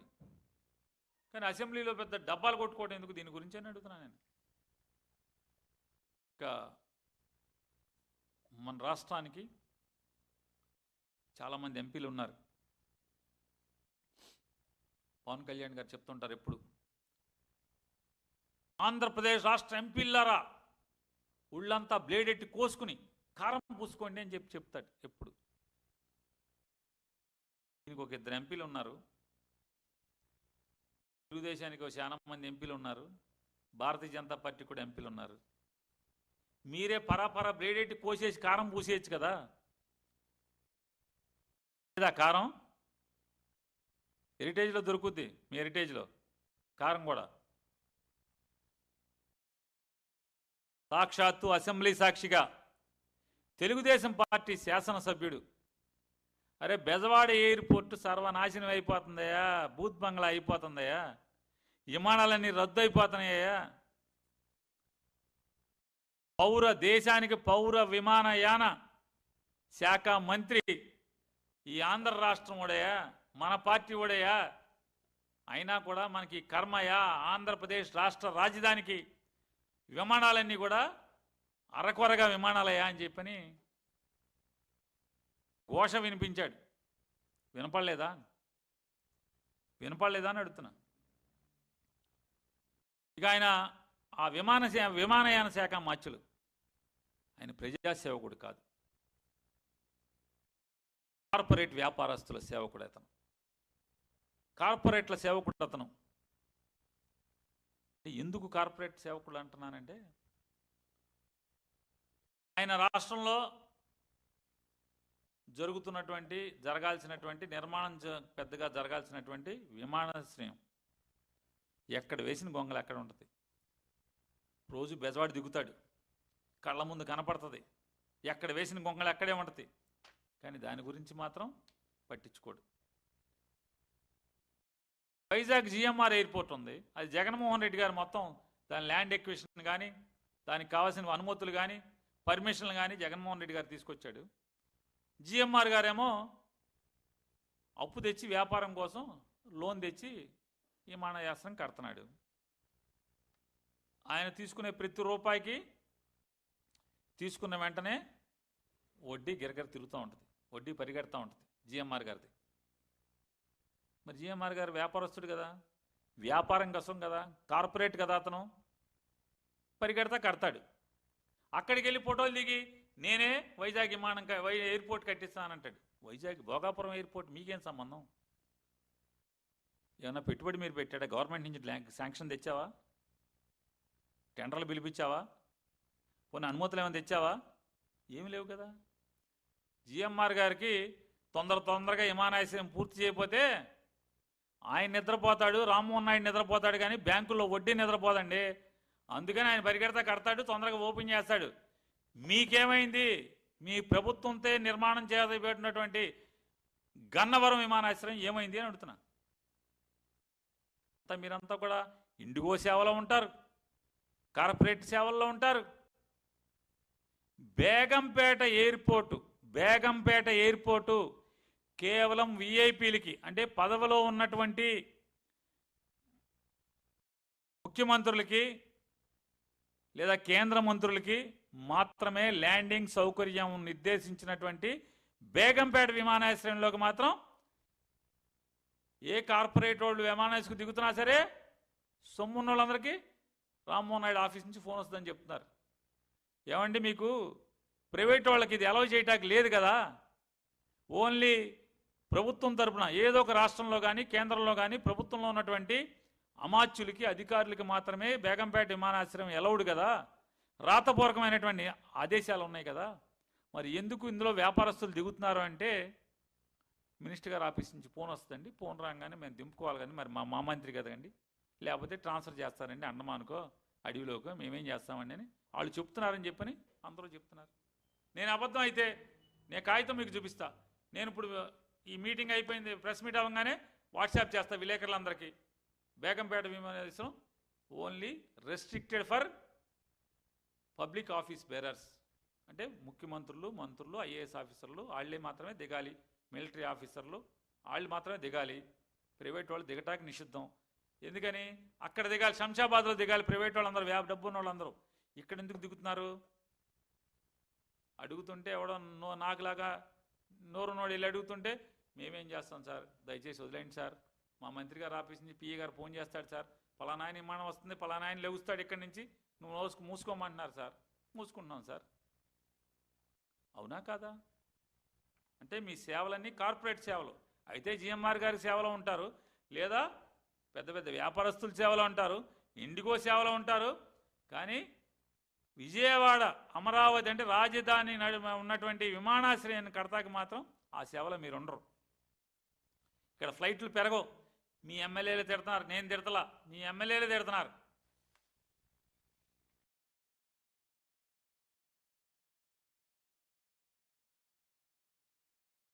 నిజమే, ఆయన వేస్ట్ అని చెప్పాను. వాళ్ళ ఎమ్మెల్యే అంటున్నాడు అసెంబ్లీలో. స్పీకర్ గారేమో కూకో నువ్వు కూకో అంటున్నాడు. ఎందుకు కూకో? బండారు బయట వెళ్ళిపోతుందని చెప్పాను. ఇంకొక మంత్రి గారు మాట్లాడతాడు అసెంబ్లీ సాక్షిగా, చూడండి వీళ్ళ బరి తెగింపు. జగన్ క్రైస్తవుడా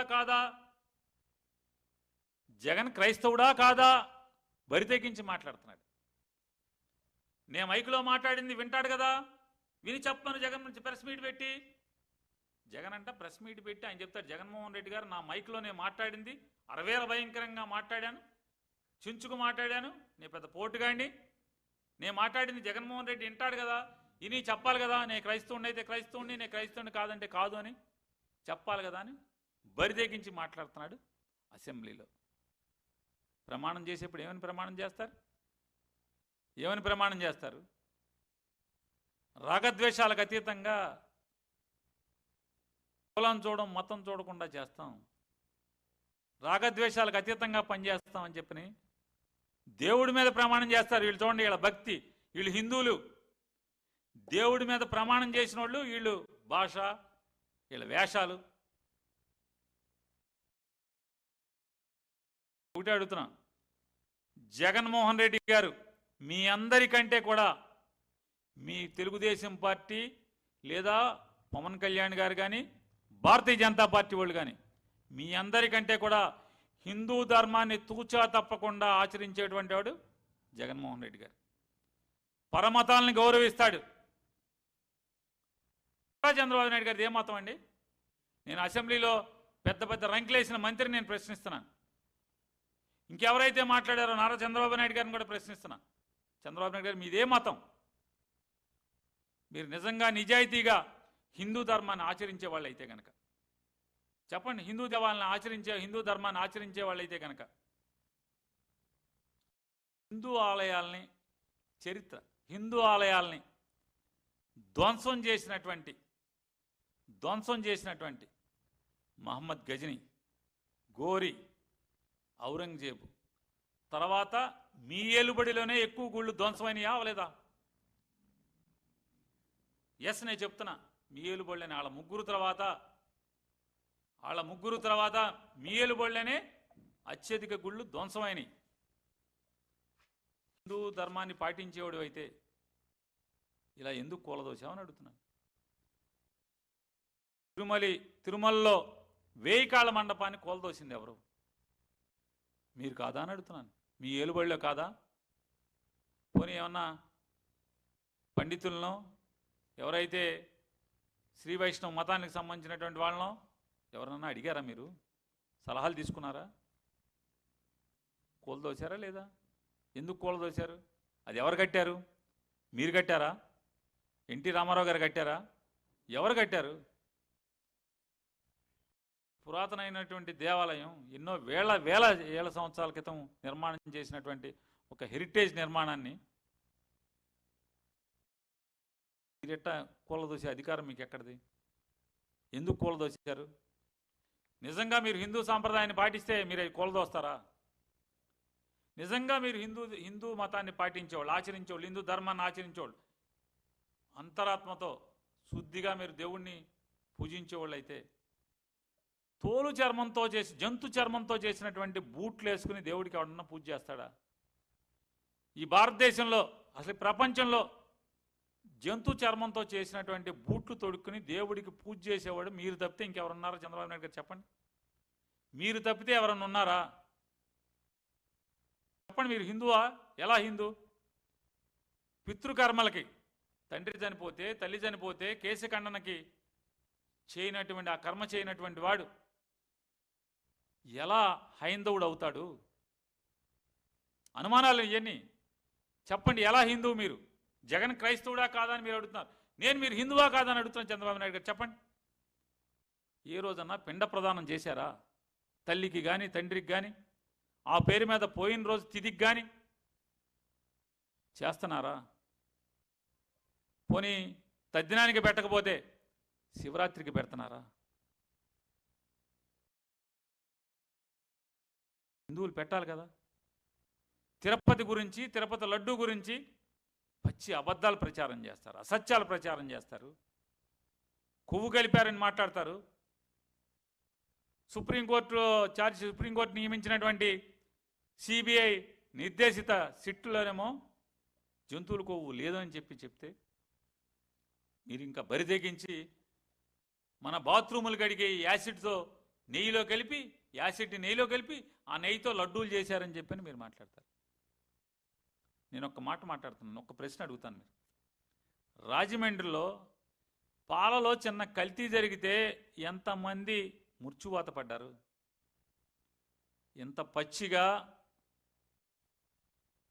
టాయిలెట్లు కడిగేటువంటి, బాత్రూములు కడిగేటువంటి యాసిడ్ని నెయ్యిలో కలిపి ఆ నెయ్యితో లడ్డూలు చేస్తే మీరు కూడా జగన్మోహన్ రెడ్డి గారు ముఖ్యమంత్రిగా ఉన్నప్పుడు చాలాసార్లు తిరుపతి లడ్డూలు తిన్నారు, ప్రసాదం తిన్నారు కదా, ఫోటోలు వీడియోలు ఉన్నాయి కదా. మీ ఆరోగ్యం బాగానే ఉంది కదా, మీకు ఎప్పుడు నాలుగుకి రుచి తేడా కనపడలేదుగా. మరి యాసిడ్లు అంటే దొడ్లు కడిగే యాసిడ్ అయితే మీ నోట్లోకి వెళ్తే మరి ఎలా మీకు టేస్ట్ తెలియలేదు? తప్పు కదా అది. అడుగుతున్నాను ఒకటి, మీరు నిజంగా హిందువే అయితే చర్చిలకు వెళ్ళి మీరు ఏం చెప్తున్నారు? యేసుని నమ్ముతాను, నేను యేసు ప్రభుని నేను సంపూర్ణంగా నమ్ముతాను అని మీరు చెప్తున్నారు. యేసు ప్రభుని మీరు సంపూర్ణంగా నమ్ముతానని స్టేట్మెంట్లు ఇస్తూ మీరు హిందువు ఎలా అవుతారు? మీరు చెప్పండి. నా దగ్గర బోల్డని వీడియోలు ఉన్నాయి. నారా చంద్రబాబు నాయుడు గారు బైబిల్ వ్యాఖ్యను చదివి నేను యేసు చెప్పినటువంటి ఈ మార్గాన్ని ఆచరిస్తాను అని చెప్పని మీరు అనేక మార్లు చెప్పారు చర్చిల్లో. మరి మీరు హిందువు ఎట్లా అవుతారు చెప్పండి? ప్రకటనలు చేస్తారు కదా. క్రైస్తవ కూటముల సభలకు వెళ్ళి 746 జీవో, శ్రీ వెంకటేశ్వర స్వామి యొక్క సన్నిధి 27.4 చదరపు కిలోమీటర్లు కాదు, 354-56 కిలోమీటర్లు. ఈ 56 కింద 7 కొండలు వస్తాయి. ఈ 7 కొండల పరిసర ప్రాంతాల్లో కూడా అన్యమత ప్రచారం నిషేధం అని చెప్పినటువంటి GO 746 endowments department. 747 Tirumala Sri Venkateswara Swamy సన్నిధి అయినటువంటి 7 కొండల పరిసర ప్రాంతాల్లోనే కాకుండా, అంటే 7 కొండల మీద పరిసర ప్రాంతాలే కాకుండా మరొక 19 ప్రశిష్ట దేవాలయాల్లో, ఆంధ్రప్రదేశ్ సంబంధించిన ప్రశిష్ట దేవాలయాల్లో, విశిష్ట దేవాలయాల్లో అన్యమత ప్రచారం నిషేధం అని చెప్పని 747 జీవో. ఈ 2 జీవోల్ని క్రైస్తవ కూటమి సభలకు వెళ్ళి నేను రద్దు చేస్తానని చెప్పింది మీరే కాదా అంటున్నా. బరితెగించి ఇంకా నేను కాదంటున్నారు. నేను మీకు వీడియో ఇస్తాను. ఆ video AI generated deep fake అయితే కనుక నన్ను లోపలేండి, జైల్లో వేయండి. మీరు సాక్ష్యం పుల్లారావు, చిలకలూరుపేట పుల్లారావు గారి సాక్ష్యం మీ పక్కన ఉన్నాడు. ఆనందబాబు సాక్ష్యం మీ పక్కన ఉన్నాడు. బైబిల్ మిషన్ కిరణ్ బాబు గారి సాక్ష్యం ఆయన మీ పక్కన ఉన్నాడు. మీరు 2009 జనవరి మాసంలో అక్కడికి వెళ్ళారు, నాగార్జున యూనివర్సిటీ దగ్గరికి. మీరు వెళ్ళి ఆ సభలో మీరు ఆ ప్రకటన చేశారు, ఆ స్టేట్మెంట్ ఇచ్చారు. అంటే తిరుపతి కొండకి 7 కొండలు కాదు 2 కొండలని నేను జీవో మారుస్తాను, ఆ జీవోను రద్దు చేసి 2 కొండల కిందే చేస్తాను, అన్యమత నిషేధం, అన్యమత ప్రచారం నిషేధం దాన్ని తొలగిస్తాను అని చెప్పి మీరు వాగ్దానం చేస్తారు. మీరు ఎట్లా మీ మతం హిందూ మతం అవుతుందండి చెప్పండి? అంతరాత్మను ప్రశ్నించుకోండి. నేను చెప్పిన దాంట్లో ఒక్కటన్నా అసత్యం ఉందా నేను అడిగే ప్రశ్నలో? ఒక్కటంటే ఒక్కటన్నా అసత్యం ఉందా? ఇంకో మాట మాట్లాడుతున్నారు ఇవాళే అనుకుంటా.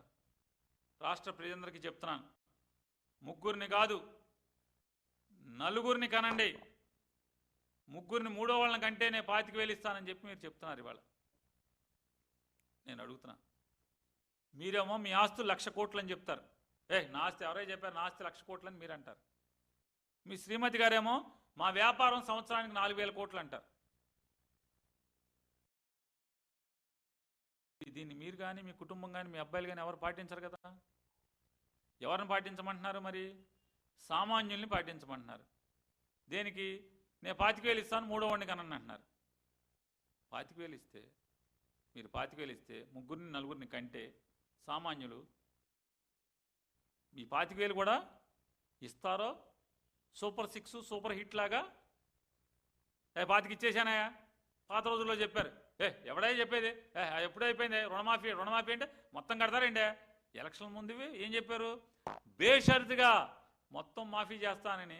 ఎలక్షన్ అయిపోయాక ఏం చెప్పి ముఖ్యమంత్రి అయ్యాక ఢిల్లీకి వెళ్ళి చెప్తున్నారు. విలేకరు పాప అమ్మాయికి విలేకరు అడుగుతున్నాడు.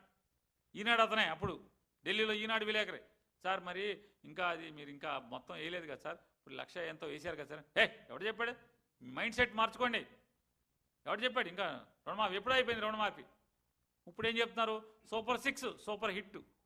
రేపు 25,000 కూడా అదే కదా, పట్టే కదా. మీ పిల్లల కంటే నేను డబ్బులు ఇవ్వటం ఏంటి అని అనరా? అనరాంటాక ఏమైనా గ్యారంటీ ఉందా? లేదు కదా. మీ మాటలు నమ్మి ఈ దేవుడి తెలియాలి మీరు ఇస్తారో ఎగ్గొడతారో. మీ మాటలు నమ్మి పిల్లల్ని కంటే ఆ పిల్లలకి మీరు రేట్లు కంట్రోల్ చేస్తున్నారా? జగన్మోహన్ రెడ్డి గారు ఉండగా బాధుడే బాధుడు బాధుడే బాధుడే అని దీర్ఘాలు తీసుకొని తిరిగారు. జగన్మోహన్ రెడ్డి గారు ఉన్నప్పుడు ఇంటి సరుకుల రేట్లు ఎంత, పాల రేట్ ఎంత లీటర్, ఇవాళ ఎంత? ఇంటి సరుకులు ఎంత ఆ రోజు, ఇవాళ ఎంత? ఆ రోజు కరెంటు బిల్లు ఎంత, ఇవాళ కరెంటు బిల్లు ఎంత కట్టాల్సింది, ఎంత కడుతున్నారు? చదువులు ఫీజులు ఎంత? ఫీజు రీయింబర్స్మెంట్ ఎవరు? మీరు నయా పైసా ఫీజు రీయింబర్స్మెంట్ ఎవరు? మరి ఎలా చదివించాలి రేపొద్దున పిల్లలందరినీ?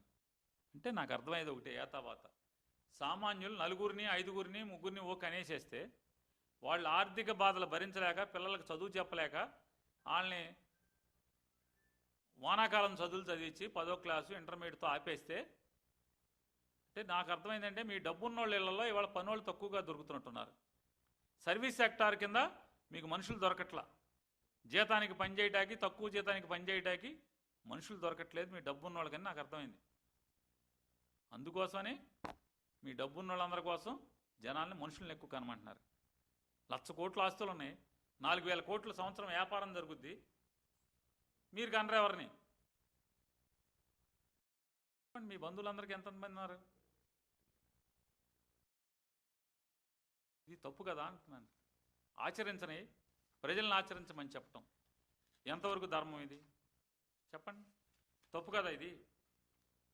ఇవాళ ఇన్నిన్ని తప్పులు పాపాలు చేస్తూ మీరు ఇవాళ నారా చంద్రబాబు నాయుడు గారు, పవన్ కళ్యాణ్ గారు ఈరోజు అసెంబ్లీలో మాట్లాడతారు. పవన్ కళ్యాణ్ గారు ఏమంటారు? వైఎస్ఆర్సీపీ వాళ్ళు 11 మందే గెలిచారు, 11 మంది గెలిచినా కూడా 1100 మంది గెలిచినట్టుగా మాట్లాడతారు. వాళ్ళు చెప్పిన దాన్ని బలంగా నమ్ముతారు. ఎవడు సార్ బలంగా నమ్మేది? ఇట్లు గడిగేది మీరే, కొవ్వు గెలిపాడు జగన్మోహన్ రెడ్డి అని చెప్పేది మీరే. మళ్ళీ 6 నెలలు తిరగంగానే అసెంబ్లీకి వచ్చి ఎవడై చెప్పింది నేను జగన్మోహన్ రెడ్డి గురించి అన్నానా? నేను అనలేదు, టీటీడీ బోర్డుది బాధ్యత అన్నాను, నేను జగన్ ఏం అనలేదు అంటారు. ఇలా ఒకటే ఆరా? మీరు నోరు తెరిస్తే అన్ని అబద్ధాలే కదా సార్. ఎవరి అబద్ధాలు? ఎస్, మీరు అన్నది నిజం, మీరు అన్నది నిజం. మేము 11 మంది మాత్రమే గెలిచినప్పటికి కూడా 1100 కాదు 11,000 మంది మేము గెలిచినంత దమ్ముగానే ఇవాళ రాజకీయం చేస్తున్నాం. మేము మా కార్యకర్తలు రాజకీయం చేస్తున్నారు. మీరు తెలిసి అన్నారో తెలియకన్నారో ఎటకారంగా అన్నారో 1100 కాదు 11,000 మంది మేము గెలిచినామన్న ధైర్యంతోనే ఇవాళ మిమ్మల్ని ఎదుర్కొంటున్నాం. నిజాయితీ ఉంది, మేము మాట్లాడే మాటలో ప్రతిదీ ఆధారం ఉంది, ప్రతి కాగితానికి ఆధారం ఉందనేటువంటి ఆత్మస్థైర్యంతో మేము మాట్లాడుతున్నాం. నిజాయితీనే మా ధైర్యం, మీ అబద్ధాలు మీ అసత్యాలు మీ తప్పులే మా ధైర్యం. పవన్ కళ్యాణ్ గారు ఆర్థిక విధ్వంసం అంటారు. ఎవడ ఆర్థిక విధ్వంసం? పవన్ కళ్యాణ్ గారు మీరు ముగ్గురు చేసేది ఆర్థిక విధ్వంసమా? జగన్మోహన్ రెడ్డి గారు చేసిందా? జగన్మోహన్ రెడ్డి గారు చేసినటువంటి 3,31,000 కోట్ల రూపాయల్లో 2,70,000 కోట్ల రూపాయలు సరాసరి నేరుగా ప్రజల ఖాతాలోకి ఏదో ఒక రూపాయన డబ్బులు వేశారు.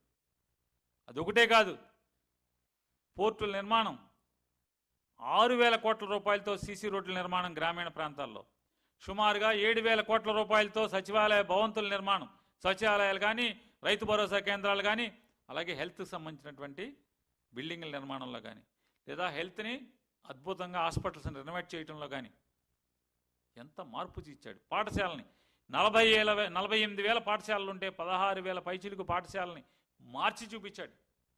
కేజ్రీవాల్ 800 పాఠశాలనే మార్చాడు. జగన్మోహన్ రెడ్డి గారు 16,000 పాఠశాలని మార్చి చూపించాడు. సాంకేతిక నైపుణ్యాన్ని వారికి అండగా ఇచ్చాడు. డబ్బున్న వాళ్ళ పిల్లలతో పోటీపడి ప్రభుత్వ పాఠశాలలో చదివేవాడు తయారయ్యేట్టుగా తర్ఫీదు ఇచ్చేదానికి ప్రయత్నం చేశాడు. మీరు వచ్చి సర్వనాశనం చేశారు. ఈ రోజుకి మీరు చెప్తున్నారు, ఈరోజు కూడా అసెంబ్లీలో 9,74,000 కోట్ల రూపాయలు అప్పులు చేశాడు జగన్ అని.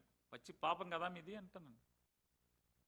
ఆంధ్రప్రదేశ్ రాష్ట్రం ఏర్పడిన దగ్గర నుంచి ఈ రోజు దాకా కూడా, అంటే జగన్మోహన్ రెడ్డి గారు దిగేదాకా కూడా 7,00,000 చిల్లర కోట్లు మొత్తం రాష్ట్రం అప్పు అంతా కలిపి 7,00,000 చిల్లర కోట్లని మీ పయ్యావుల కేశవ్ గారు మొదటి బడ్జెట్లో చెప్పాడు ఆయన. మీరు ఇవాళ జగన్ ఒక్కడే 5 ఏళ్లలో 9,74,000 కోట్ల రూపాయలు అప్పు చేశాడని పవన్ కళ్యాణ్ గారు అసెంబ్లీలో మాట్లాడుతున్నారు. తప్పు కదా సార్ ఇదంతా? చంద్రబాబు నాయుడు గారు ఆధ్వర్యంలో అంట 11.75% గ్రోత్ రేట్ వచ్చిందని చెప్పని నిర్లజ్జగా మాట్లాడుతున్నాడు పవన్ కళ్యాణ్ గారు. మరి 11.75% అంత గ్రోత్ రేట్ ఉంటే ఇన్ని అప్పులు ఎందుకండి? అప్పులు ఎందుకని అడుగుతున్నా. ఇప్పటికే మీరు 3,20,000 కోట్ల అప్పులు తెచ్చారు. జగన్ గారు 5 ఏళ్లు పాలించి 3,31,000 కోట్లు తెస్తే ఇవాళ మీరు ఒక్క ఈ 22 మాసాల్లో 3,20,000 కోట్ల రూపాయల అప్పు తెచ్చారు. ఎవరిది విధ్వంసం? మీదా మాదా? ఆర్థిక విధ్వంసం ఎవరిదండి? ఎందుకు అప్పులు చేస్తున్నారు కూడా ఎవరికి చెప్పరు. చంద్రబాబు నాయుడు గారు మాట్లాడతారు అదే మాట మళ్ళీ. అంటే ఇద్దరు ఒక కాగితం మీద రాసుకొచ్చినట్టున్నారు. 9,74,000 కోట్ల అప్పులు భారం, సంక్షోభం నడిపిస్తున్నాం అంటే ఏం నడిపించారు? అప్పుల్లోకి నడిపిస్తున్నారు మీరు ఈ రాష్ట్రాన్ని. చంద్రబాబు నాయుడు గారు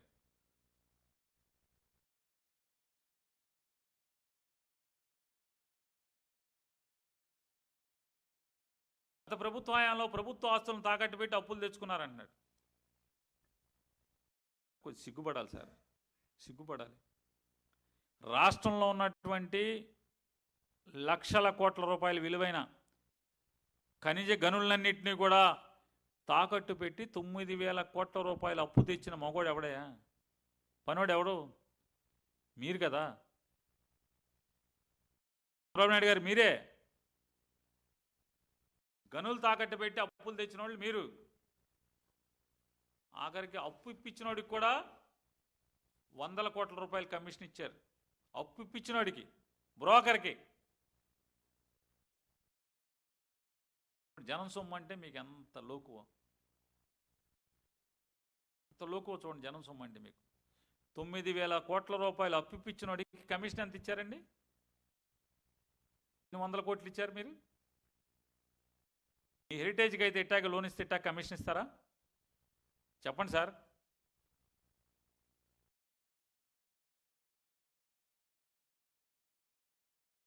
ఇక్కడ మాట్లాడతాడు ఏమని ఇవాళ అసెంబ్లీలో. రాజశేఖర్ రెడ్డి 7 కొండలు 2 కొండలు అన్నప్పుడే చెప్పా, వెంకటేశ్వర స్వామితో ఆటలెత్తన హెచ్చరించా. ఈ దేవుడు కూడా నిన్ను బాగు చేయలేడు చంద్రబాబు నాయుడు గారు. దేవుడు కూడా నిన్ను బాగు చేయలేడు. నందమూరి తారక రామారావు గారు కూడా సదుద్దేశంతో చల్లాకొండయ్య కమిషన్ వేసి చల్లాకొండయ్య కమిషన్ రిపోర్ట్ను అనుసరించి ఒక జీవో ఇచ్చారు. ఆ జీవోలో కూడా 27.4 చదరపు కిలోమీటర్లే తిరుమల తిరుపతి ప్రాంగణం అని చెప్పి ఇచ్చారు నందమూరి తారక రామారావు గారు. దానికి ముందు దానికి తర్వాత కూడా బ్రిటిష్ వాళ్ళు ఏదైతే సర్వే చేశారో, బ్రిటిష్ పాలకులు రీసెటిల్మెంట్ చేశారో 1932లో, ఆ రోజున నిర్ణయించినటువంటి 27.4 చదరపు కిలోమీటర్ల తిరుపతి ప్రాంగణాన్ని 27.4 కాదు, ఇది 354 కిలోమీటర్లు అని చెప్పని చరిత్ర పుటల్లో తిరుమల యొక్క ప్రాంతాన్ని, స్వామివారి ప్రాంగణాన్ని పెంచిన వాడు ఎవడంటే రాజశేఖర రెడ్డి గారు. తప్పు కదా ఇంత నీచంగా మాట్లాడటం. దాన్ని రద్దు చేస్తా అన్నది మీరు కదా. మళ్ళీ వాళ్ళ బరి తెగించి అసెంబ్లీలో మాట్లాడతారు మీరు. మీ ఉద్దేశం ఏంటి? రోజు తప్పుడు మాటలు మాట్లాడితే ప్రజలు నిజం అనుకోవాలని చెప్పని. భగవంతుడి పైన ఉన్నాడు. మీరు లడ్డూ గురించి చెడు మాట్లాడగానే మీ కంపెనీ అతలాకుతలం అయిపోయింది. మీ కంపెనీకి ఉన్నటువంటి భాగవతాలన్నీ బయటపడినాయి. మీ కంపెనీతో ఎవడెవడికి అక్రమ సంబంధాలు ఉన్నాయో, ఎవడెవడికి అన్నీ ఉన్నాయో అన్నీ బట్ట బయలేని. మీరు ఆ లడ్డూ కింద పెట్టి నలిగిపోతున్నారు మీరు, మీ కంపెనీ కదా అని అడుగుతున్నాను.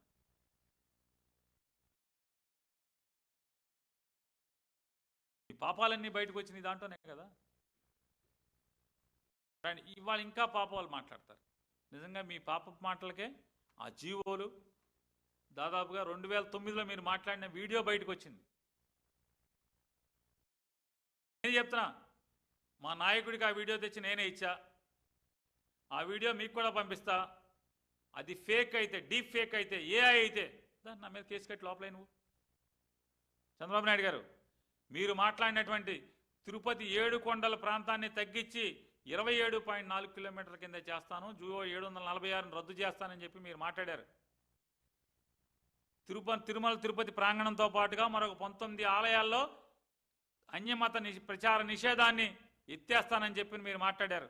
ఈ 2 ఆడియో వీడియో మీరు హెలికాప్టర్లో దిగింది, హెలికాప్టర్లో మీరు మిమ్మల్ని రిసీవ్ చేసుకున్నది, మీరు బైబిల్ మిషన్లోకి లోపలికి వెళ్ళి డయాస్ మీద కూర్చుని మాట్లాడింది, మీరు వచ్చిన ముందు రోజో మీరు వచ్చిన వెనకటి రోజో చిరంజీవి గారు కూడా అదే డయాస్ మీదకి వెళ్ళాడు, అదే అక్కడే మీటింగ్లో పాల్గొన్నాడు, బైబిల్ మిషన్ మీటింగ్లో.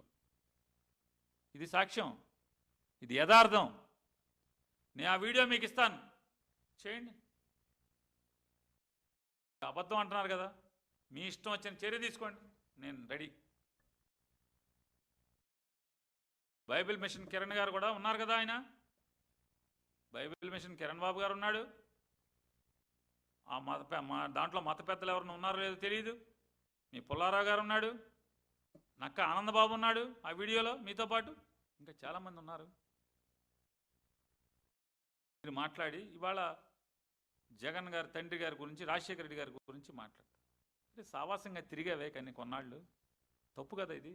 ఒక స్నేహితుడి గురించి, పాత స్నేహితుడి గురించి ఇంత అసహ్యంగా, ఇంత నిర్లజ్జగా మాట్లాడటం అనేది ఏమంటారు? లడ్డూ కల్తీ జరిగితే క్షమాపణ చెప్పరా అని చంద్రబాబు నాయుడు గారు వాళ్ళ అసెంబ్లీలో మాట్లాడుతున్నాడు. లడ్డూ కల్తీ జరిగితే జగన్మోహన్ రెడ్డి గారు క్షమాపణ చెప్పాలంట. లడ్డూ కల్తీ జరిగింది ఎప్పుడండి చంద్రబాబు నాయుడు గారు? 2024 జూలై మాసంలో, జూన్ మాసంలో శాంపిల్స్ తీశారు. జూన్ 23న ఎప్పుడో. అప్పుడు ఎవరు ముఖ్యమంత్రి? మీరు 12వ తారీఖు ముఖ్యమంత్రిగా ప్రమాణ స్వీకారం చేస్తారు. 15వ తారీఖు ఈవో శ్యామలరావునేమో అపాయింట్ చేస్తారు. శ్యామలరావు గారు ఎక్కంగానే సాధనలు ఏదో అన్ని తేడాలని కలుపుతానని చెప్తా, అన్ని బాగు చేస్తా, ప్రక్షాళన చేస్తానంటాడు. 23వ తారీఖునేమో శాంపిల్స్ తీస్తారు. ఆయన ఆగస్టులోనేమో ప్రెస్ మీట్ పెడతాడు. ప్రెస్ మీట్ పెట్టి దీంట్లో మలినాలు ఉన్నాయని చెప్తాడు. స్వచ్ఛమైన నెయ్యి కాదని ఆయన స్టేట్మెంట్ ఇస్తాడు. సెప్టెంబర్ 18వ 19వ మీరేమో మీ ఇష్టం వచ్చినట్టు మాట్లాడతారు. అలాగే ఈవో శ్యామలరావు గారు తిప్పి పంపినటువంటి 4 ట్యాంకర్లు ఏఆర్ డైరీకి వెళ్లకుండా ఈ సరాసరి కాళహస్తిలో ఉన్నటువంటి వైష్ణవి డైరీకి వెళ్తాయి. వైష్ణవి డైరీలోంచి మళ్ళీ తిరుపతికి వస్తాయి. తిరుపతిలో దాన్ని తీసుకుని మీరు వాడేసి లడ్డూలు తయారు చేసి జనాలకు పంచి పెడతారు, భక్తులకి. ఎవరి దగ్గర కల్తీ కలిసింది? మీరు కదా క్షమాపణ చెప్పాల్సింది. తిరుమల తిరుపతి స్వామివారి భక్తులందరికీ కూడా క్షమాపణ చెప్పాల్సింది ఎవడు? నారా చంద్రబాబు నాయుడు గారు, మీరు, మీ ఈవో గారు, మీ మంత్రులు, మీ ప్రభుత్వం క్షమాపణ చెప్పాలి. కల్తీ కలిసింది మీ దగ్గర. విధంగా ఇంకా ఎన్ని పాపాలు మీ నోట్లోంచి వినాల్సి వస్తుందో ప్రజలు, మీ రాజకీయం కోసం, తుచ్చమైన రాజకీయం కోసం. ఇవాళ జగన్ గారి టైంలో ఎడ్యుకేషన్ ఏం లేదంటున్నారు. ఇది కేంద్ర ప్రభుత్వం ఇచ్చినటువంటి రిపోర్టు. 2014-15 నుంచి 2018-19 దాకా లిటరసీ రేట్ ఆఫ్ ఆంధ్రప్రదేశ్ చూడండి పెరుగుదల.